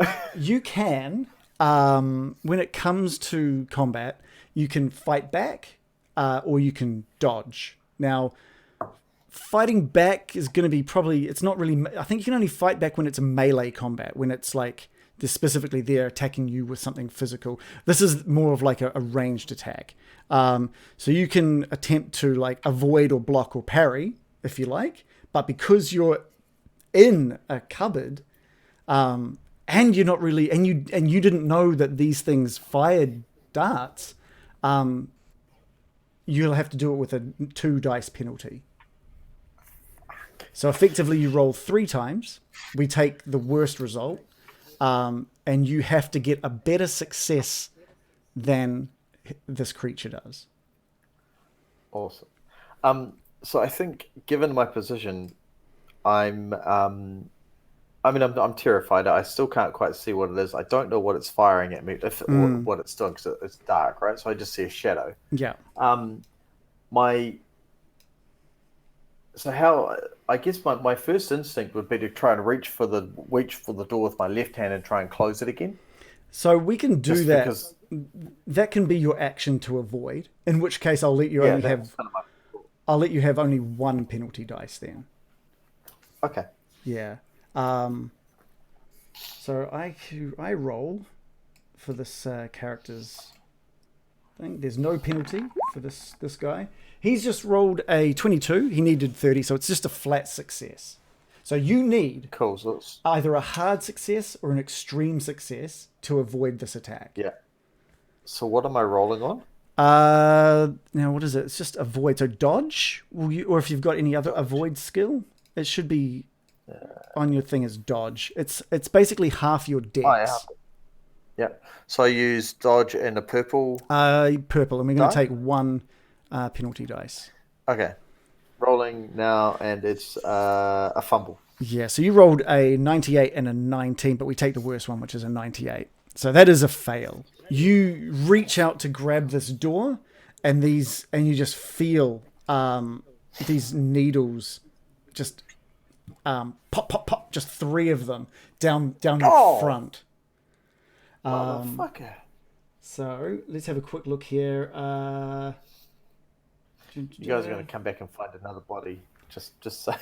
All right, we need you to do a con roll as well. Con roll. Which is up in the top Green? in your characteristics. Yeah, just the green for this one. This Okay. is you need to get an extreme. Dude, that's a fail. It's failed. But this was a hard roll. While these needles didn't really do any damage, they felt quite soft for. You're not even sure it really hit you. It was small and it was a little sharp, but it didn't do much damage to you. But let's just go around. But what you do notice is a sudden dizziness kick in. Oh, crap. Whatever has hit you has some kind of fast-acting poison. Could you please give me a 1d6? No, I don't want to. We're going to add I 1. rolled a 5. And we're going to add 1 to this as well. So this is a total of That would be 6. 6. Yeah. So for the next 6 combat rounds, your vision is blurred now. You're feeling a little. You're It feeling. was blurred anyway. You're feeling a little ill, and that there's going to be, in addition to the darkness, which gives everyone a penalty. You're going to have a second penalty dice on all attacks. And with that, Norfolk, it is your turn. One question: is surrendering an option in this? Because You can I'm like, you can try. You can totally just, spend your turn trying. Literally, right now, I have a shirt over my head. I'm blinded. I'm feeling a bit crook. I'm not a fighter. I'm not even sure where my knife is right now. It is in your hand. So It's in your hand. yeah. So I'm just like, I'm just thinking, surrendering, given I'm completely disoriented, I have no idea where I am, no idea what just stuck me. I'm feeling like crap. I'm just gonna roll out of the cupboard in the fetal position and just like, don't, please leave me be. Yeah, just whimpering like I'm no threat whatsoever and hoping they'll just leave me alone. Give me a luck roll.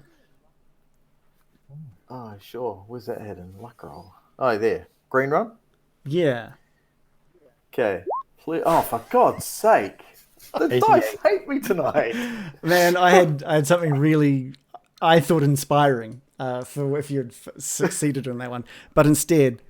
Norfolk, a single tear rolls down your cheek as you understand the situation that you're now in. You fall to your knees and roll out of the wardrobe, snapping the small things that were piercing your chest.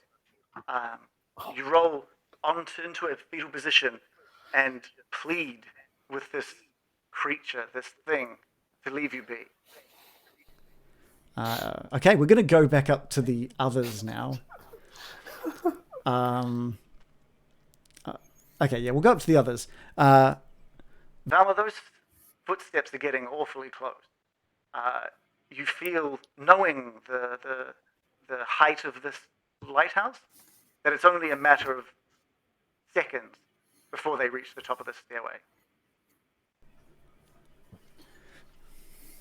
The slapping noises. Do we have time to barricade them? Is there anything we can throw into their path? Yeah. I'm with That's all Preston. You've got these cardboard boxes of light bulbs. You've got a table that has this radio. And this. If it's mere seconds, shall we shove those boxes? Yeah. Like a I'm going to try and do it while holding onto my big light bulb, and I'm also holding my scalpel on the side of it. I'm going to throw my light bulb onto the stairs. Stand on this slapping. Nice. What I might do, just to make this whole sequence a bit easier, is I will get dex rolls from everyone. Oh, actually, no, you don't even do dex rolls. You just get everyone's dex scores. So I'm just going to... Get everyone's dex. Dex, yeah, bloody dex. You're all dex. 45 for me. I'm just going to add everyone in here. And we'll include slapping. Norfolk as well. And The slapping. Slapping. okay. Oh yeah, can you guys edit yours, or does it just put it in? That's weird. All right. I don't know what's happening. I'm just getting everybody's dexes. I'm just going to call it dexterity. Norfolk, Velma, what's your dexterity? 45, darling. 45. Preston, what's yours? 45. 45. Room full of usher. Okay. No. Just Burberry. I got it. I got it. I got it. Everybody else is like... Okay, we're just going to go to the top of the order. We're just going to go to the top of the order for this one, and we're just going to go through. So the other difference between this and D&D is it's not 6 seconds for a round. It's just person at the top gets a move, and then the second person gets a move, and it's just you can do kind of anything in this, just like you could. It's kind of like how we play D&D anyway. Really, it's not really a 6-second rule.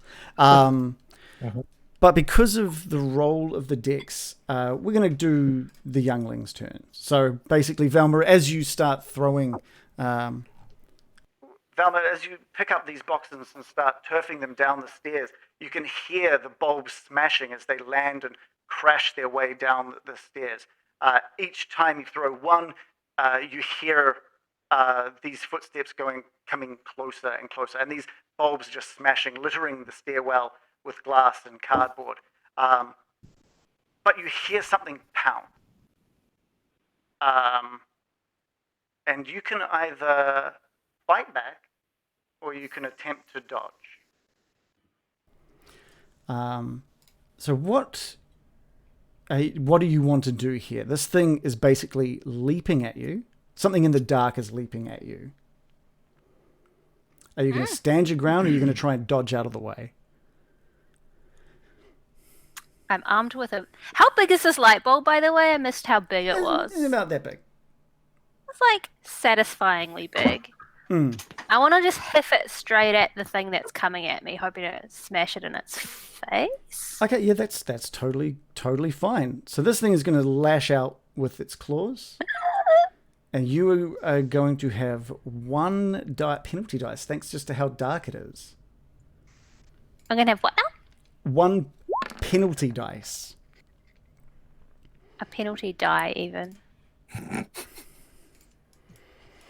So, but what am I doing? Am I rolling something? Yeah, oh yeah, sorry. So Oh, if the purple. we'll do the. Have you got an unarmed?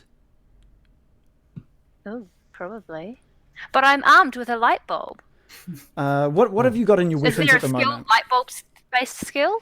Well, actually, we'll just use your scalpel. Just click the. We'll pretend this is like smash face, comma light bulb. Sorry, what? It's Smash face, comma light bulb. You got that skill? light bulb. What am I face clicking? smash. Just tell me what to click. Click the purple dice next to your scalpel. We'll just use that as the dice roll. There's a throw one. Oh. Sorry. That's only 20%. It's actually might not be for Joe. I don't know what I've rolled, frankly. Well, here's the thing. You both failed. And that's fine. That means you threw the As you notice this thing flying towards you, you let loose with one last lighthouse bulb. And it soars past this shadow, as the shadow also soars past you. But that's not all. There's more coming. we're gonna do another one of those, Velma. You're kind of like face to face at the top of these stairs. Preston, whereabouts are you? That's you, Preston. Shannon. Preston. It's me. I'm Tristan. So what am I going to do? Whereabouts are you? I'm just trying to figure out. Because I know was right Velma's next at the to top of Velma. the stairs. Yeah, I was right there as well. So you're basically next to her. Mm-hmm. Okay, great. Well, then We're you're. both holding our light bulbs. All right, so you've got your light bulb as well. Well, the same thing's happening to you. Another shadow. Shadow leaps towards Preston. You catch a glimpse of a small glint of light shining off something, hitting a claw or something within this shadow. Are you going to dodge, or are you going to try and fight back? A fight or flight's happening. I'm going to fight. I've just had an idea that I saw in a motion picture once. Okay, you're going to I'm gonna fight. Smash my light bulb on the edge of the railing, try and knock the top off, and hold the middle part, and hopefully it causes a jagged edge. Oh. Okay, have you got any slappy fucker? Have you got any weapons on your Weapons? I'm just trying to think of what we can get you to roll as. Like, you can add light bulb to your weapon if you like broken light bulb. So it uses the fighting brawl. You can say if you just give me a fighting slash brawl roll, and I will give you a claw roll. I think it just says unarmed next to the weapon. So up in your skills there should be fighting, and then in parentheses brawl, and click the purple dice. Okay, I'm not very good at this. 25. Okay, what did I get? A 100 and a 24 so and a 99 if we were you basically rolled a perfect fail there, which is fine because again this creature too just sort of soars. The shadow flies past Preston as he swipes out into just cutting nothing with his broken light bulb. But there's still more. A third and a fourth shadow leap towards Velma and Preston. Are you guys going to fight? It's a tough guy. Are you going to fight or dodge? I'm ready to dodge. I've already thrown my big ass light bulb. That failed. Okay. Give me a dodge. There should be dodge, and in brackets half. Do I do dex. purple again? You're going to give me a purple one. Sorry. Fail. This thing, everyone's failing. There's just like these. Shadows and everything in all directions. Velma, you just hit the floor.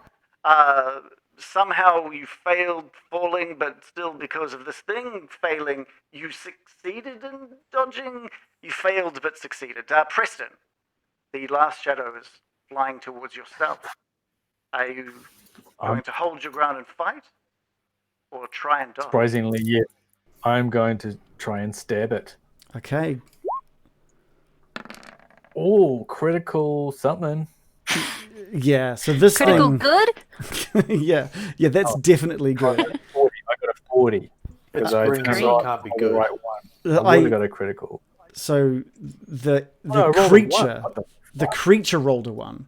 You rolled a 73. No. No, I rolled a... Oh, I'm not you. No.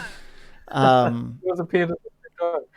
Oh, Preston, I rolled a 1. slash out with the light bulb, the broken light bulb in your hand, and almost at the same time that you see a flash of lightning, the creature in front of you is just lit up just for a moment, like a still in time, and there's pain across your chest.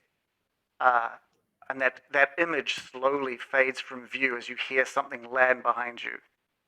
This thing has done 3 damage to Preston. Youch. Yeah. And we've got 1 more of these creatures.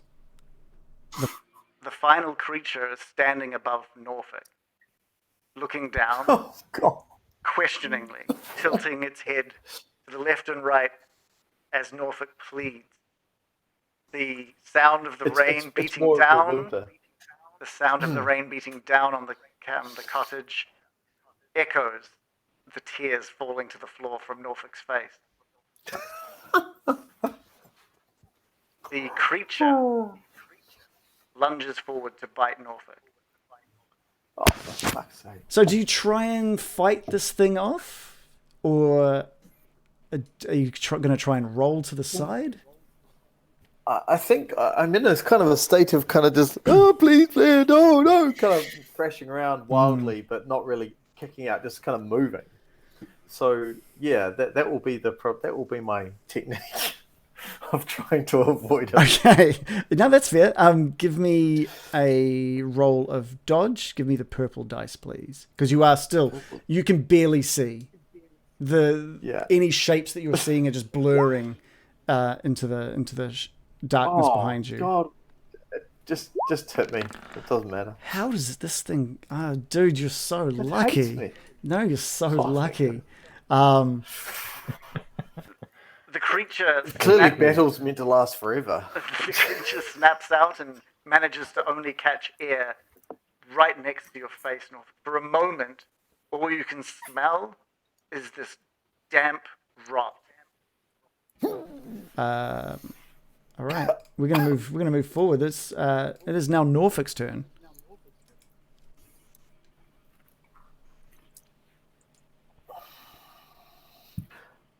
I think Norfolk? given my thrashing, I'm going to, because I'm still kind of panicked. So I'm just going to I want to jump up and run. Like, I want to flee and get out of that room as quickly as possible. Okay, I'll let you do that. Almost like, if that's allowable. Yeah, totally. So I'm sort of steady myself, push myself up, and literally in a sprinter's position, just bolt for the door. Okay, I'm just going to bring your token into the room. Because you can only move certain distance. Obviously, you can't just. Okay. Oops, I think I messed something up there.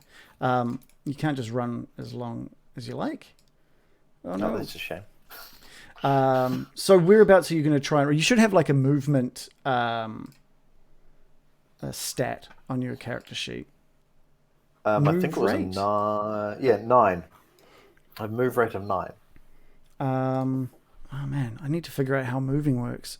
I don't think it's the same as like. I think it's getting too late for us to really go into it. So I'll just let you move the equivalent of like 8 feet. It's a slow, panicked run. I'll say you can make it into the hallway because you're so disoriented. You're kind of reaching out for the door frame. You're not really sure. You know the direction, You know the direction that the door is in, and you're hoping to find something that can help you in the hallway. I do still have a shirt over my head, so That's That's definitely come off while you've rolled out of the cupboard. yeah. Okay. But yeah, your Take vision it off. your vision is not good. Burberry. Cool. We're back with So now Burberry. here. You've heard a hell of a Burberry. You've heard a hell of a commotion coming from beneath you. I'm about halfway down the stairs, right? Getting back into the service room. Sure. And absolutely no light, right? I just hear like a whole bunch of screaming and slapping and Yeah. thudding and Screaming and slapping, The occasional bashing. the occasional flash of lightning paints a still for what's happening in this room. Preston is bleeding. There's blood forming on his shirt. There are 4 of these same fish-like creatures just etched into your vision for a moment before fading enough that you can see just shadows, darker shadows, to this already darkened room. all right. Can I get a clear shot off on one of the shadows? Is there one isolated enough that I can start shooting? Yes. Yeah. There's realistically there's 3 shadows close to the stairwell. 2 of them are upright, and the other one is kind of hunched in front of one of the upright shadows. And then there's 2 sort of hunched shadows in the middle of this room. Okay, I don't think I want to go for the hunched shadows because I think there are also our shipwrecked pals in amongst there. So a stray bullet risk is pretty high. So I'm going to try and take a shot at the one standing by the stairs. Well, at one of the ones by the stairs. Mm-hmm. You see the Reagan's face. My face didn't do anything. So like I said, there's 2 that are sort of standing up, and then one that's more hunched. Which of the 3 are you aiming at? I'll take the standing one, best target. All right, I'm going to say left or The right. one that looks more human-like, is it? You're just seeing shadows. You're just seeing shapes at the moment. Yeah. He's shooting into the dark. This guy's an FBI agent. Surely he's trained to identify his target. FBI is quite new at this stage, I suppose. They're still figuring it out. Break. So Now, one thing I will tell you all is part of my character sheet, almost the only thing I bothered filling in was I have a chunk of ear missing, the result of an unfortunate firearms accident at the Bureau. Oh, fantastic! all right. So I'm gonna ask you left or right of the 2 standing shadows. I'll go left. Okay. Are you using your handgun? Is that on your weapon list? Yeah, I think it's my only firearm. Cool. It's pitch black. You are going to get 1 penalty dice. So can I get a purple roll, please? Don't fail me now. It did not fail you. Hey. It didn't? No, that is a success. With 1 penalty dice, he still rolled a 32. He needed a 50. Is there any sort of damage numbers next to your gun in your weapon in your combat area? Yep, my handgun does 1d10. Can you please roll a d10? Do you have a plus DB next to it? So what happens when depending on your sort of what you're using, is your weapon can do damage, but I think if it's a melee weapon, you get your strength added into it as well. So it's like you do. No. Okay, so just give me a d10, please. Cool. It's a syntax roll. 1d10.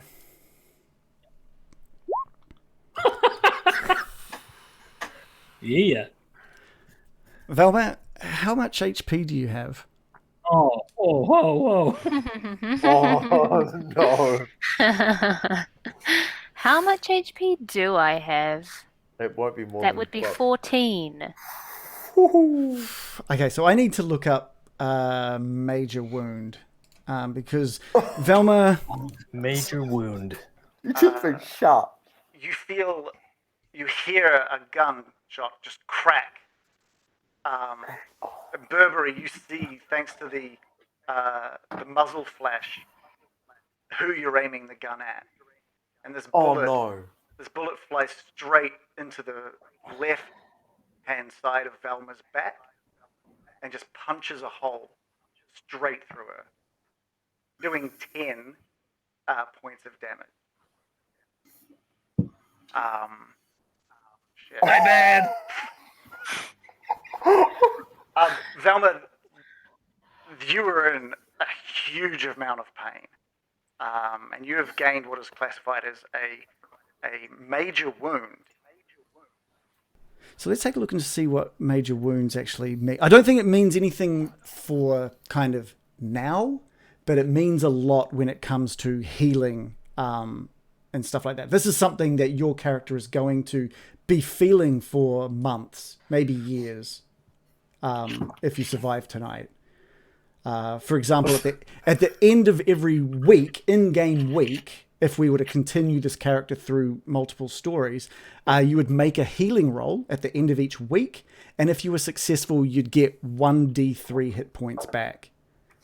And the major wound condition is removed if you get an extreme success rolled, in which case you'd also get 2d3 worth of health back, or if your current hit points are healed all the way back up to the maximum. So the only other time this really takes is when you hit 0 HP, but we'll deal with that should that occur. But for now, you have a hole through you and you're bleeding. I would imagine I am. That's very calm for Velma to be saying. Preston. In shock. Yeah. She's just like, is there a hole in me? Feels like there might be a hole in me right now. I'm going to yell out, oh my God, they've got guns. This is like start of World War II or something. I'm going to say Velma, because I don't think I really know that Velma's been shot. I'm going to say, let's get out of here. And I'm going to grab Velma's wrist and try and run into the supply room and then shut the door. Which supply room? We're on this. Well, aren't we on the stairwell? You're outside the supply room. You're up here. This entire area is the supply room. This is like a service room. This whole area that you're in, 23, is a service. So there's no door. No, there's no door to the supply room. There's stairs down. God damn it. There's stairs up, and there is a trap door. At the end of the stairs in the roof above you. Well, I'm going to try and get away after being slashed and everything. Yeah. I'm going to try and get... and I'll attempt to pull Velma with me. Okay. So you're going to try and head up the stairs? Just into where all the boxes and shit were. All the... Right. So trying to just sort of take cover behind there. Get some space between me and these things that are slashing and shooting guns. But they're already pretty much on us in the room, aren't they? They're in the middle of the room at the moment, and you have deduced that darkness isn't really bothering them. I would still try and get away from them if I could tell where they are. I mean, there's only a few of them, right? You just know We've got to head to the room. You just know that they're Surely. behind To the you. roof? Okay, let's go up to the roof. Velma, would you be stopping Preston at all from dragging you in your current state? I don't think so. Okay. Maybe close the trapdoor. Velma and Preston. You both head towards the stairs, running towards where you think those stairs were. You can make out some of the light at the top of the trapdoor and have deduced where the bottom of the staircase is, and you fumble your way up the bottom 2 or 3 steps before finding your feet and push past Burberry. Burberry, you've just seen the shadow that you shot at lit up, and then 2 shadows rush towards you. You're a little frozen with the results of what has happened, and these 2 shadows pass you by, and you recognize them just from their aroma, their being, that Preston and Velma have passed you by. Preston and Velma, You find yourself nearing the top of the trapdoor at this point. Oh God, was that Chanel number 5? Is that blood? Gunshot Velma, wound? it is your turn. I think I've been shot. And she's just clutching her side, and just you see the growing pool of blood spilling from her body, and she's just stumbling as far back as she can, but she's just basically losing her footing, and she can barely stand at all. Still trying to get as far away from those things. Yeah, I'd say that because your turns were back to back, that's how you managed to get to where you are. You're basically at the top now of this of the service room. I'll even say you've passed through, crunching down onto the shattered glass in the lighthouse above you. Is this where Hector still is at the moment, John? I was just going to ask you that. Actually. Like, where do you imagine Hector is right now? Because I kind of thought he was making his way down. Okay, I'd say Hector's kind of near the. He was sort of investigating these bodies when Burberry made his way back down to see what was going on downstairs. And now you've heard a gunshot, and Velma and Preston have appeared at the top just as you were about to head down those stairways. So it's kind of like you two meet face to face. Hector, you can see the damage plainly on Velma's side as the blood is pouring out of her, and she struggles to stay upright. It is your turn.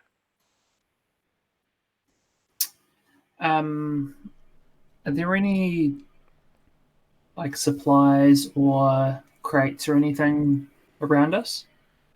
They're all down in the supply room, yeah? All in the supply room. All you've got up here are some dead bodies, broken glass, and a lot of wind and rain. Okay. I've been shot, darling. Help me! Help me! The blood. I'm gonna try to make a makeshift tourniquet. By ripping. Maybe I'll just help myself. By ripping like the bottom of my shirt and kind of wrapping it around Velma. Okay. Now there is Her shoulder. There is some sort of tourniquet skill. First aid system. Let's have a quick look here. Oh yeah, there's a first aid roll. There's a first aid roll. Yeah, there's a whole system behind doing first aid. So characters without a major wound heal 1 hit point per day. No. Oh, Joe, I'm what I'm going to have to do actually, Joe. I've just read here. Can I get a con roll from you as well? I don't mind that it's out of order. It's probably safer. It's probably safer doing it now than it was in your last position. So we'll let you do that now. Purple or green? Green. All right. I've rolled an extreme success. Okay, great. I think. Now that's very good. Despite the pain and despite the blood loss, you manage to maintain focus with the background you've got and the experience you've got. You know the last thing you should be doing is losing consciousness at this point, and you are finding the strength within you to hold on to that consciousness. Now, how do we get back health? First aid can heal 1 point. And I'm going to point at my small bag and try and gesture at Hector to open it up and access the tools within. So it says here that first aid is used on a dying character. So if you can't really, this isn't D&D where you can just do a health potion and help her. She's not going to lose any more hit points from the wound that she's already has. But doing first aid at this point is literally going to do nothing. You need time and equipment to get her back hit points. So there's doing something like making a tourniquet or stopping the bleeding or anything like that is really just it does nothing more than give this some flavor. That doesn't make sense. I thought this game was all about realism. Yeah, I mean, Oh, well. it's That's fine. First aid is Trucking along. is for using on like dying characters, from the sounds of things. But if you think about it, if you got shot, making a tourniquet isn't going to suddenly make you feel a hell of a lot better. You've still got a bullet hole in you. Yeah, but staunching the gonna blood stop the flow will bleeding. stop you from dying. But Anyway, you don't lose. let's carry on without wasting more time on this. The idea is that you, from the entire gunshot, and for all damage that gunshot does, including bleeding out and all that, you get 10 points of damage. So that's for all effects. Yeah. Got it. Cool. Okay. That's scary. So from my position, so Burberry is kind of like halfway down. Mm-hmm. The rest of us are up here. Mm-hmm. Is there any like obvious way to separate the stairwell from where we are? Hector, That's what I would like to try to do. There is a trapdoor at your feet. Okay. I call out to Burberry. I say, "Get up here!" Burberry complies. Right. Running up. Is that all I you're try to going to... yank the trapdoor after him. Okay. It's not Burberry's turn yet. It is, but we can make sure that the moment Burberry steps foot up, the trapdoor is closed. It is the youngling's turn. And we're going to... Youngling. Oh, sorry, that's their name. Sorry. It's the creatures. It's the creature's turn. I thought you were talking about Norfolk. He's on the next turn order. Norfolk, Norfolk, you find yourself in the dark, unable to see, unable to get your concentration or focus on anything. You hear feet, the sound of feet just running towards you. Are you going to dodge or are you going to fight? In this hallway, can I see? You can't see anything. The doors anywhere? Is there any crack of light? Nothing at all. You can't focus All on I can anything. hear is something coming towards me. You are poisoned in the dark with the sound of the static sound of rain falling all around you, and the sound of footsteps running towards you. Running towards me from behind me. Or if I'm facing here, when my pip has just gone, if I'm facing that way, which direction are the right footsteps coming from? From the room you just exited. Okay, so, all right. I'm just going to run and keep running. It's no. It's not your turn. So you get to either fight or yours. dodge. I want to run. Okay, yeah. Well, I mean, that's a dodge. That's a dodge, right? So Yeah. I'm just gonna dodge. so again, it's a 2 dice penalty on this. Fuck. This is For the fish. here we go. 2 dice penalty on the dodge. Yeah, it's a fail. But it's also let's just step through this. Norfolk, you brace yourself for impact as those footsteps get closer. Suddenly, out of the corner of your eye, there's a flash of light, just slices through the room. You don't really see exactly where it's coming from or where it's going, and you just hear this loud crack sound, and a thud as this wet thud lands into the ground next to you. Everything all right in here? You hear coming from the doorway. Okay. And we'll head back upstairs with the younglings and Burberry left alone on the stairwell. Burberry, Frozen on the steps, having known who you just shot, and hearing Hector calling out behind you, you look up and hear footsteps racing towards you this time. Are you going to fight back, or are you going to dodge? Yeah, I'll be dodging. now you only get 1 action, and you're going to have 4 things attacking you right now. So you can definitely dodge 1, but it's going to be with penalty dice. So I had a good innings. give me a roll. Oh, that's it there, is it? That's a fail. I haven't rolled yet. Oh, isn't it? That was Norfolk, sorry. Yeah. Oh, Uh, oh. What's a bite? Oh, what? There's a lot of rolls coming. That's a lot of rolls. So your dodge roll was unfortunately a fail.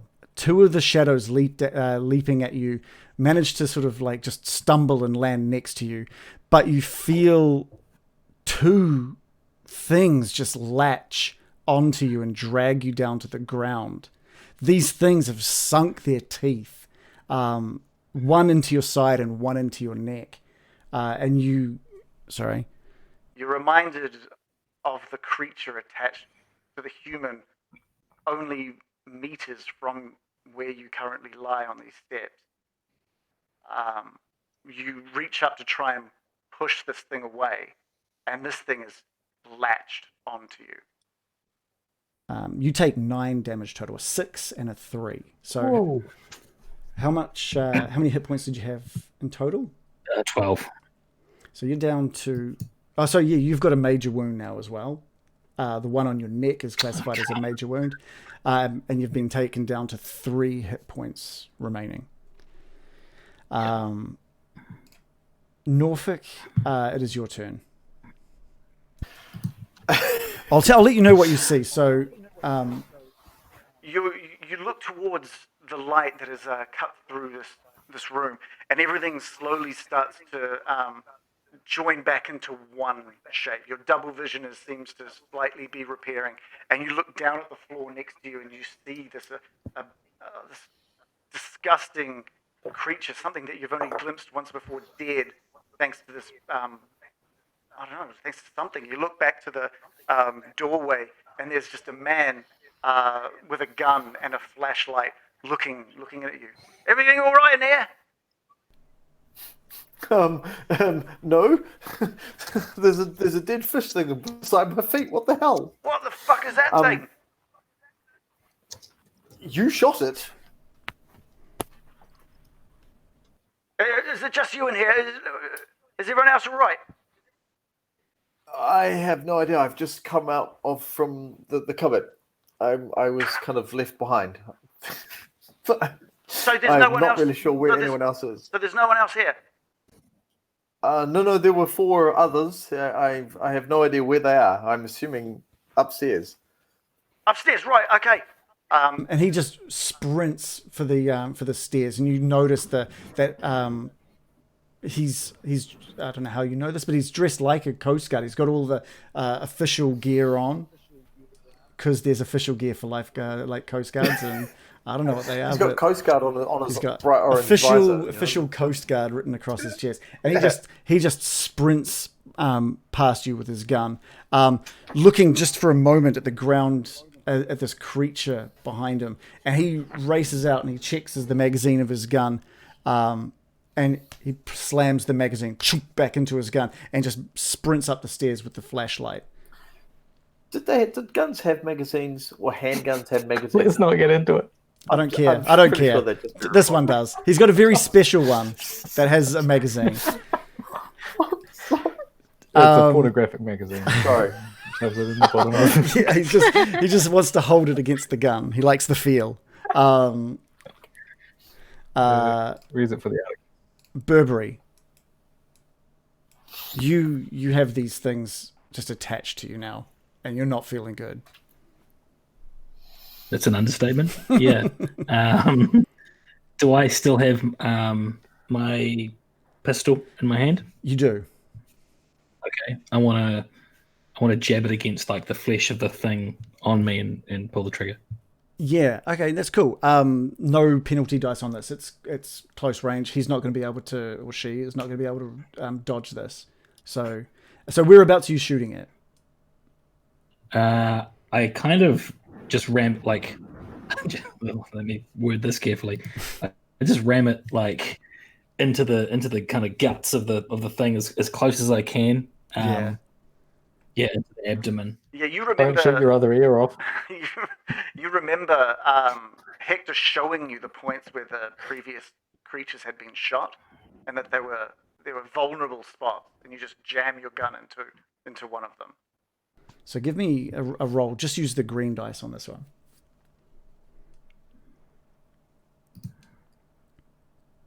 Oh, hard success, nice. Oh, it's fucking fishy brains. And give me a D10, please.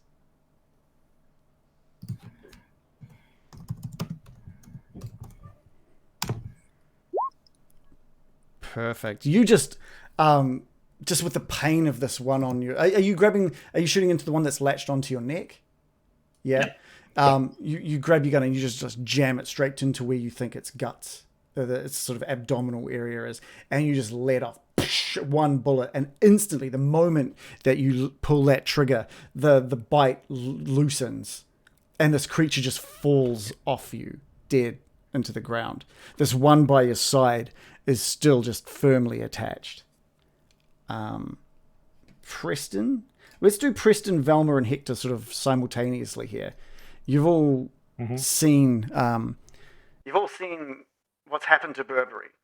He has been attacked and he has managed to take down one of these creatures. The only problem is between you and him are two more of these creatures. And it's my go. It's kind of... I'm going to give it to all three of you to decide what to do here. Oh.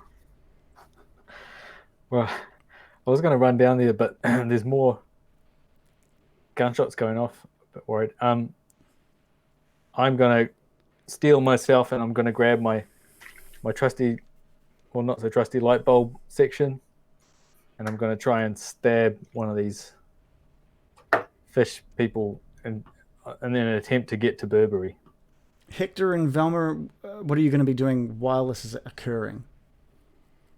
I'm gonna go with Preston, and while he's doing that, I'm gonna try to grab Burberry and drag him up, and I'm just gonna yell out to Velma, "Close the door behind us!"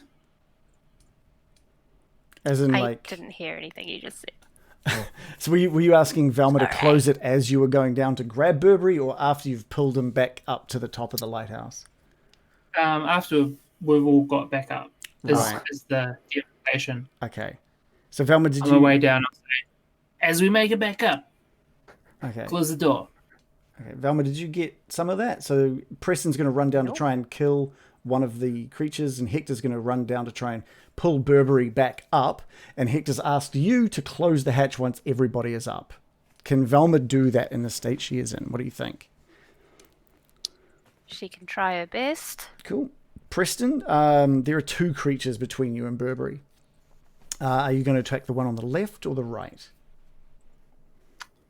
I'm just trying and make a path for Hector, I guess, and I'm going to get the one on the left, I guess, or whichever one is blocking the pathway more. Okay, one on the left. So give us a fighting brawl dice roll with one penalty dice. All right. I got a 49 and a 19, so that's a fail. That is a fail. The creature returns in kind with a slash across Preston. Preston, your swipe with the light bulb manages to miss once again, and again, in turn, this creature slashes across your stomach, dealing 5 damage. Oh my god, that's worse than the last time. Mm. I'm worse than that mattress I slashed up. It's a very similar state. Hector, you've just seen this failed. Hector, You've seen this failed attempt at taking down this thing, and you now have 2 creatures between you and Burberry as well.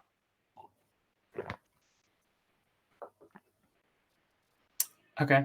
I'm going to reach my hand between them and try to yank Burberry up the stairs.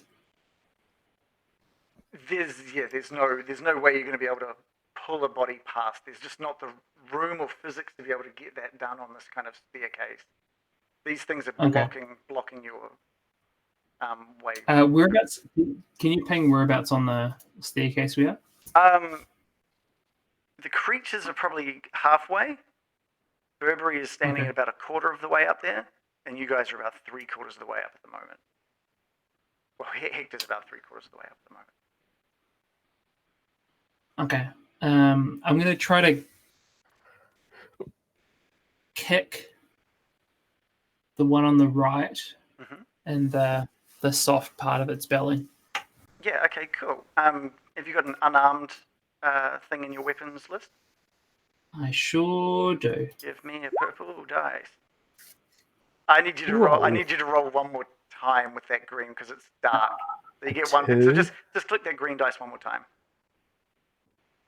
And then 90. Because there is that.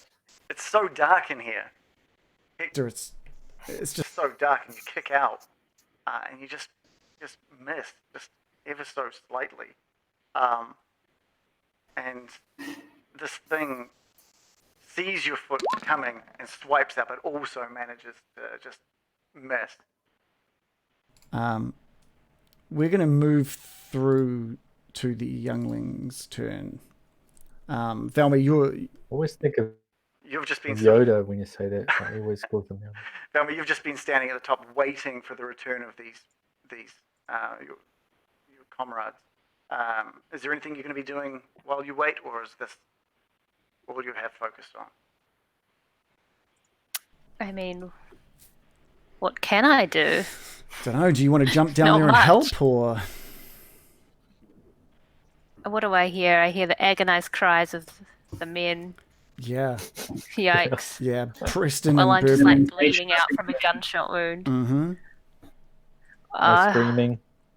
If I'm gonna die, I might as well just die with them. Not gonna be much help up here, am I? I'm gonna stumble forward with my scalpel in hand. Oh, okay, nice. All right. Are you gonna? Well, will it be nice? No. Are you gonna try and attack out at one of the I'm just- two? Yeah, I'm gonna slash out at one of the creatures. But first, I will ascertain whether it is a person. Yeah. Like you know that the closest things are obviously the people that you've just seen. So I mean, you know that there are shapes that resemble Preston and Hector closer to you. They're not so far out of view that you can't see them. Did you hear any Yes, of that? Okay. I'm gonna stumble forward Okay, cool. with scalpel in hand and try and out of my way, darlings. Yeah, I'm coming. You slash out, and there's not enough really room for it to try to, with Hector and Preston in the way, you sort of just slash out in between them and miss, and this creature doesn't really get a chance to sort of attack back or anything. And suddenly, All of you notice a light flickering further down the stairwell, and you hear footsteps coming running up. And soon enough, you see a man dressed. He's soaking wet, and he's dressed in his Coast Guard outfit, costume. I don't know, whatever he's got on.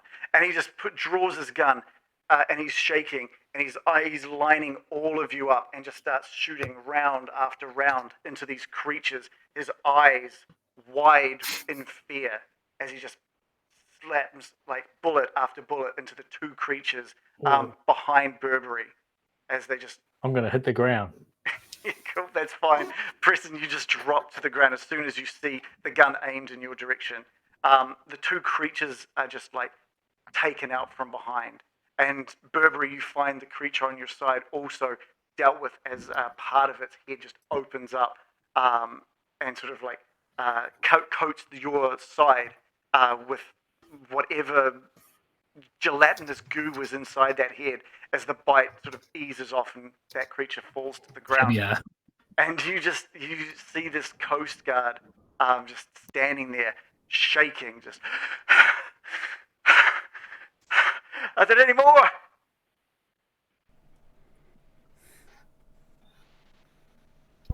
Oh my god. It looks to be it. Thank God you're here.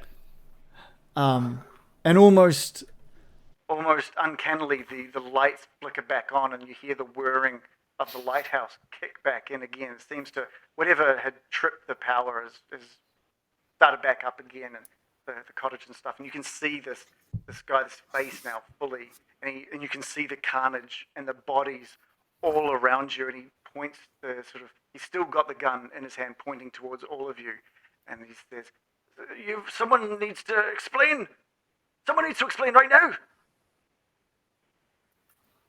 Hector, And he's what just are those things? his eyes are wild. You can see he is on the brink of a breakdown.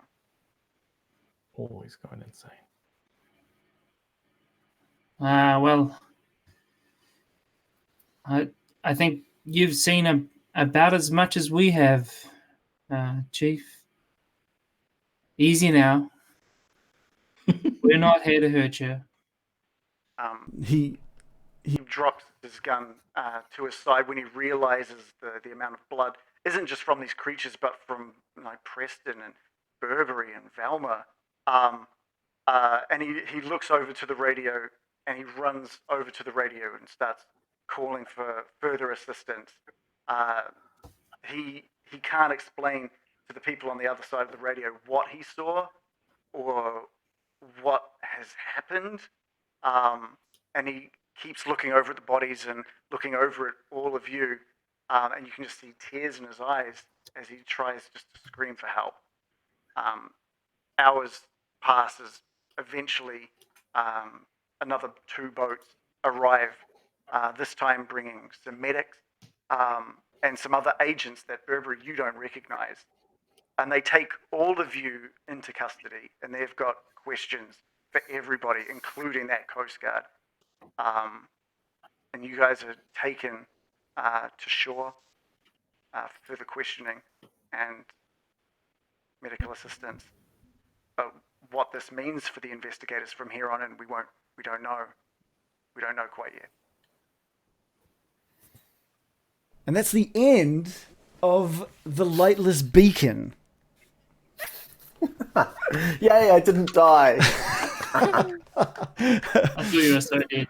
That's all I can celebrate. I thought you were dead because it started getting just too late, and I was like, okay, we'll wrap up what we're going to do now. If that had all happened a bit faster, you were 100% dead. You were just gonna. I was just gonna have them just, and I had bad rolls as well. So yeah. So that's us. That's it. That's Call of Cthulhu. Do you think we did it justice though? I don't know. It was fun. It was fun. I really quite liked the creepy. setting. Yeah, it was super fun. What was that? Sorry, John? Yeah, it was so atmospheric. Yeah. There's definitely some freaky spots in there. Yeah. That you really can't get into combat, huh? It's just scary. One gunshot, one sword wound, or whatever, and you're out. They get to counterattack as well. Yeah, like getting into battle, they have the chance of doing so. If you miss, they can hit you back. So it's like a bit more real. And these enemies were a bit harder for the fact that they didn't get the penalty dice for being in the dark. And so it was this constant thing of you have a constant penalty and they don't, which is pretty rough odds. Which I guess we're not really used to, given D&D stuff where we have dark vision and all that sort of stuff. So it's like, shit, suddenly we're people we can't see in the dark. Oh, crap. Yeah. That's right, we can't see in the dark. I got no idea how this is meant to be played in an hour, because the things you guys didn't even touch upon is easily another session's worth of information. If you'd followed the tracks, you would have found a dead body that had a coin on them and evidence of being hit by those needles. You would have found a generator room that you would have needed to maybe possibly repair because you noticed there was water leaking down onto this generator. And the reason that the power went out was because you guys didn't find that and try and repair it, and it shorted out because of that. So I don't know how that's meant to be played in an hour. That's insane. Are you just That's supposed a to session skip? in itself, yeah. I don't know. I think people just lie about time all the time, honestly. Well, this is what the creator reckons as well. It's the same thing with sewing patterns. I know this is a bit of a random reference, but they're always like, oh, you can sew it in an hour, and it's like, no, you can't. People Yeah, lie I- about time is my conclusion. I'd like Yeah. to see this played in and out. Like I'd like to watch it, how the creator, Just fast forward. how me they created too, it. So actually. it was played at the speed, just to sort of see what they do and what they don't do. Okay, It so would there's... surely be incredibly just like mechanical. Like I do this, okay, this happens, you 'Cause do that. Like You you'd have repair to be so fast about it. Yeah, because even with our D&D, the reason it takes so long is because we describe what we're doing and we have a bit of fun with it. It's not just I roll this, I roll this, I roll this. Which if you're doing D&D and you're just rolling, Yeah. it just becomes a dice rolling exercise. And yeah, it can be quick, but it's dull as picture. Yeah, I agree. think it's just meant to be played super quick, because the way that this outlines it is like in the first 5 to 10 minutes, you're setting the scene of the boat going down. Between the 10 and 40-minute mark, it's you guys investigating, which either leads you to the dead body or making your way up to the top of the lighthouse. And then between 40 and 55 minutes in, you're attacked. And then at the 55-minute mark, you just shoot the epilogue. And that's it. It's just meant to be like bang, bang, bang, bang. Even in that attack sort of scenario, like Yeah. just with 4 or 5 of us, like how do you do that in the space of 10 minutes? Yeah. I don't know. I honestly have no idea. Without being, I roll this, I throw a punch. It just I you think lose all that color. that part could go quickly if we knew what we were doing. Yeah, but I maybe. mean, The other parts. not but so much. we just rolled a lot of fails, you know. I mean, if you keep failing, no one actually hits. It's just people swinging at each other and going nowhere. It's like, Like Keystone Cop. it's like you can't see it coming. Yeah. I could imagine if you were wanting to really set a scene of horror, instead of rolling. Did you guys all see my rolls? You did, right? Yeah, you did. Yep. Is keep those to myself and basically just insinuate that, like this fight's going too long and one person's losing, so they lose, kind of thing. So I could have had multiple of these creatures just running out and just destroying Norfolk, just running over him and just tearing him to pieces. And I could have done that the moment he rolled out of the cupboard. Yeah. Just to I'm surprised that didn't happen, to be honest. Yeah, I lit it up to the dice instead of storytelling. Yeah. So that's That's a good way to do it. yeah. I was just surprised that we took more damage than someone in the closet with the Yeah. shirt on their head. Dave, Hey, look, Dave, the reason defensive pose is always best. the reason I got you to roll a luck die when you rolled out of the cupboard was if you had succeeded, it would have been by luck that the coin would have fallen from your pocket. Now these creatures want those. These creatures are here for those coins. That was kind of an underlying thing that if you'd that would found have been a cool more- little distraction. Yeah, that would have been a thing where the party would have realized that that there was a way around them, I guess. Yeah. Not that I would have had any way of telling the party that because they were No. all up there and I'm just like I had the light and I had the coin though. Oh, did you have the coin? I thought Norfolk Yeah, had because it. he put it back in my That's pocket. right, And said, that's right. I think Preston had it because I put it back in his pocket. So Well, then that it really would have been interesting lucky retcon. if it had fallen from his pocket. Then would have been magic. Hey, you How have this did it get Preston, it's in my pocket. Another $2 yeah. coin. I feel real bad that I haven't been able to chat much to the stream chat. For some reason, it's just not working on my side tonight. I just keep getting welcome to the chat room, so I don't know what's going on with that. Welcome to the chat room. It was quite impressive. We went down to about 17 at the break, and now we're back up at 22. Oh, fantastic! So What's it's around the 20. what's being discussed? Tell me what people have been talking about. Guns of the Era. Which Of course, was from, I knew that was going to come up. Magazines. And apparently, Guns did have magazines back then. There's a cult M11 thing. So, and I was just like, wow, Guns of the 20s were quite scary. Okay, cool. So yeah, we had a brief discussion on guns. Nice. There was this. I'm yeah, so random origins glad. Put tentacles into the chat. I'm so glad that I wasn't like, oh, let's have a look and see what kind of gun. I just didn't want to. I'm glad I didn't do that. That would have been so bad. Yeah. Garmin becomes decided. a long game. Garmin made a comment that Norfolk isn't Dolores, and I'm like, yeah, that's about right. You know what? Yeah. Norfolk just freaking out and giving up. That's so good.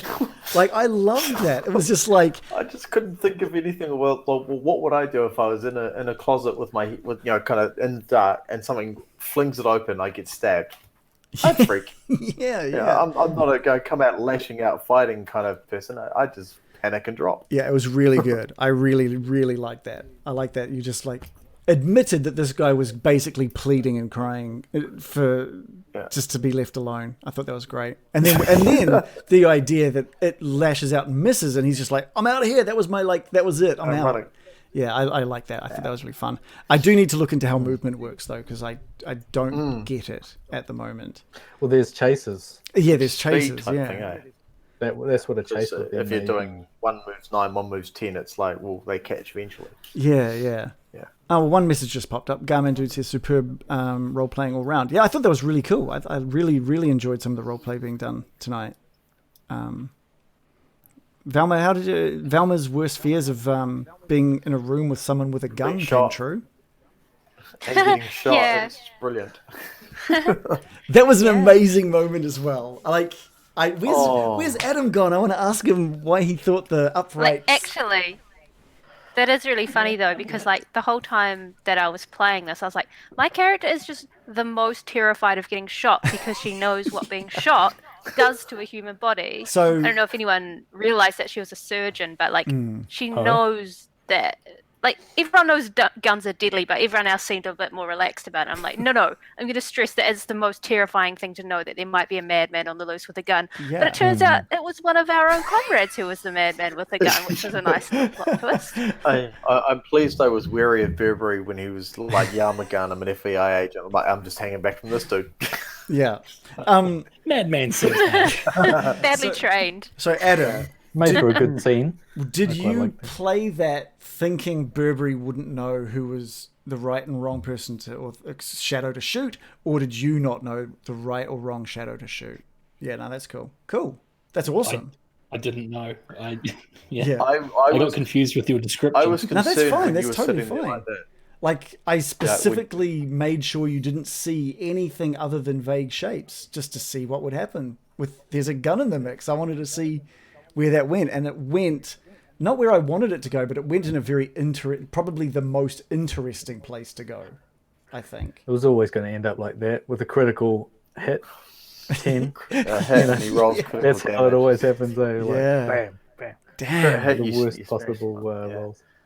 Yeah, your face changed when he pointed the gun at Velma, and I noticed. I think Shannon, you noticed it as well, Yeah. and I was like, "Oh I should have shit!" pointed this at me, is gonna though. go well. Hector, I I don't think the think clip needs to be made of your face. It would just be fantastic. Yeah. I thought Velma was on the ground, Oh, right. so I thought it was just me that was getting shot. Oh, right, Yeah. right. Yeah, I thought you were both on the ground. No, they I both did got not- like Not at that point. creatures leapt at them, and Preston got a slash against the chest, but that was kind of it. Hector, you didn't get damaged, right? Oh, did you at the end there? No, No. I got a scratch. That's right. Yeah. I thought that was pretty One cool. damage. And Norfolk, you didn't really get damaged, despite Poison all of that, eh? which, yeah, I managed to remain unhurt, except for poison whatever, Yeah, but it didn't yeah. actually do any damage. If it was a horror physically. movie, you would have died Oh yeah, first. yeah, Like, 100%. Poison that's how probably the would- I characters go. probably- Like Yeah, one gets separated, But- they hide. Then Jason shows up. my next Stabs move was to run into the unopened room, and literally I was just going to lean against the door and hope like hell nothing followed me. Which would have been the best room to do that. That room was like the like a storage room, like a larder full of like canned food and shelving I and could stuff. have lived there a week. Stay there for months. Like no windows, food for ages. That would have been the best room to perfect. jump into and lock I would yourself have been a into. happy little One camper. room we didn't go into. Yeah. Yeah, that's where I was heading next. If the chance, that's what that's where I was running Yeah. to the unopened door. Was there a radio in there? In the larder, No chance? no. Yeah. No, just food. Just food. The only radio was the one that Burberry found. So what would have happened if we Um, didn't call the Coast Guard? You We were guys, just fucked. you guys would have all died. Yeah, I'm just so amazed. Unless how you killed Burberry them. fixed that, Unless you killed them. Yeah, like that was going to happen. Yeah. Yeah, I don't think that would have happened. Yeah. But I don't think, even with, besides our rolls, I don't even think with good rolls we would have done enough damage to knock those things down. There's I don't know what their HP was, but the story does give like one other way for it to end, which is them obviously like getting the coins, or maybe two ways: getting the coins, or hearing a monstrous call and backing away. And then you can, if you want, take that into another story about another monster. So yeah, That's another hour. yeah, 1 hour, 55 minutes and done. Yeah. So what do you guys think of Call of Cthulhu just in general then? This is kind of a dumb question.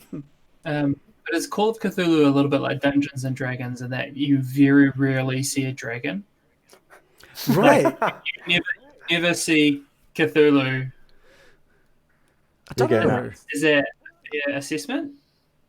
I haven't even looked into that. Maybe. I think dragons will be more common. Dragon very rarely. I think dragons would probably be more common than Cthulhu. Cthulhu gets taken out. Oh man, what is going on? Sorry, viewers. Run into by a boat, and then and then he goes back to sleep. Could you just? I think it was just awakening. Could you repeat that? My internet connection just died for a bit there. So all I heard was Cthulhu gets hit by a boat. Yeah. Okay. And then I said, loser. Okay. All right. I think it was awakening from his slumber and everything like that, so he wasn't at full power.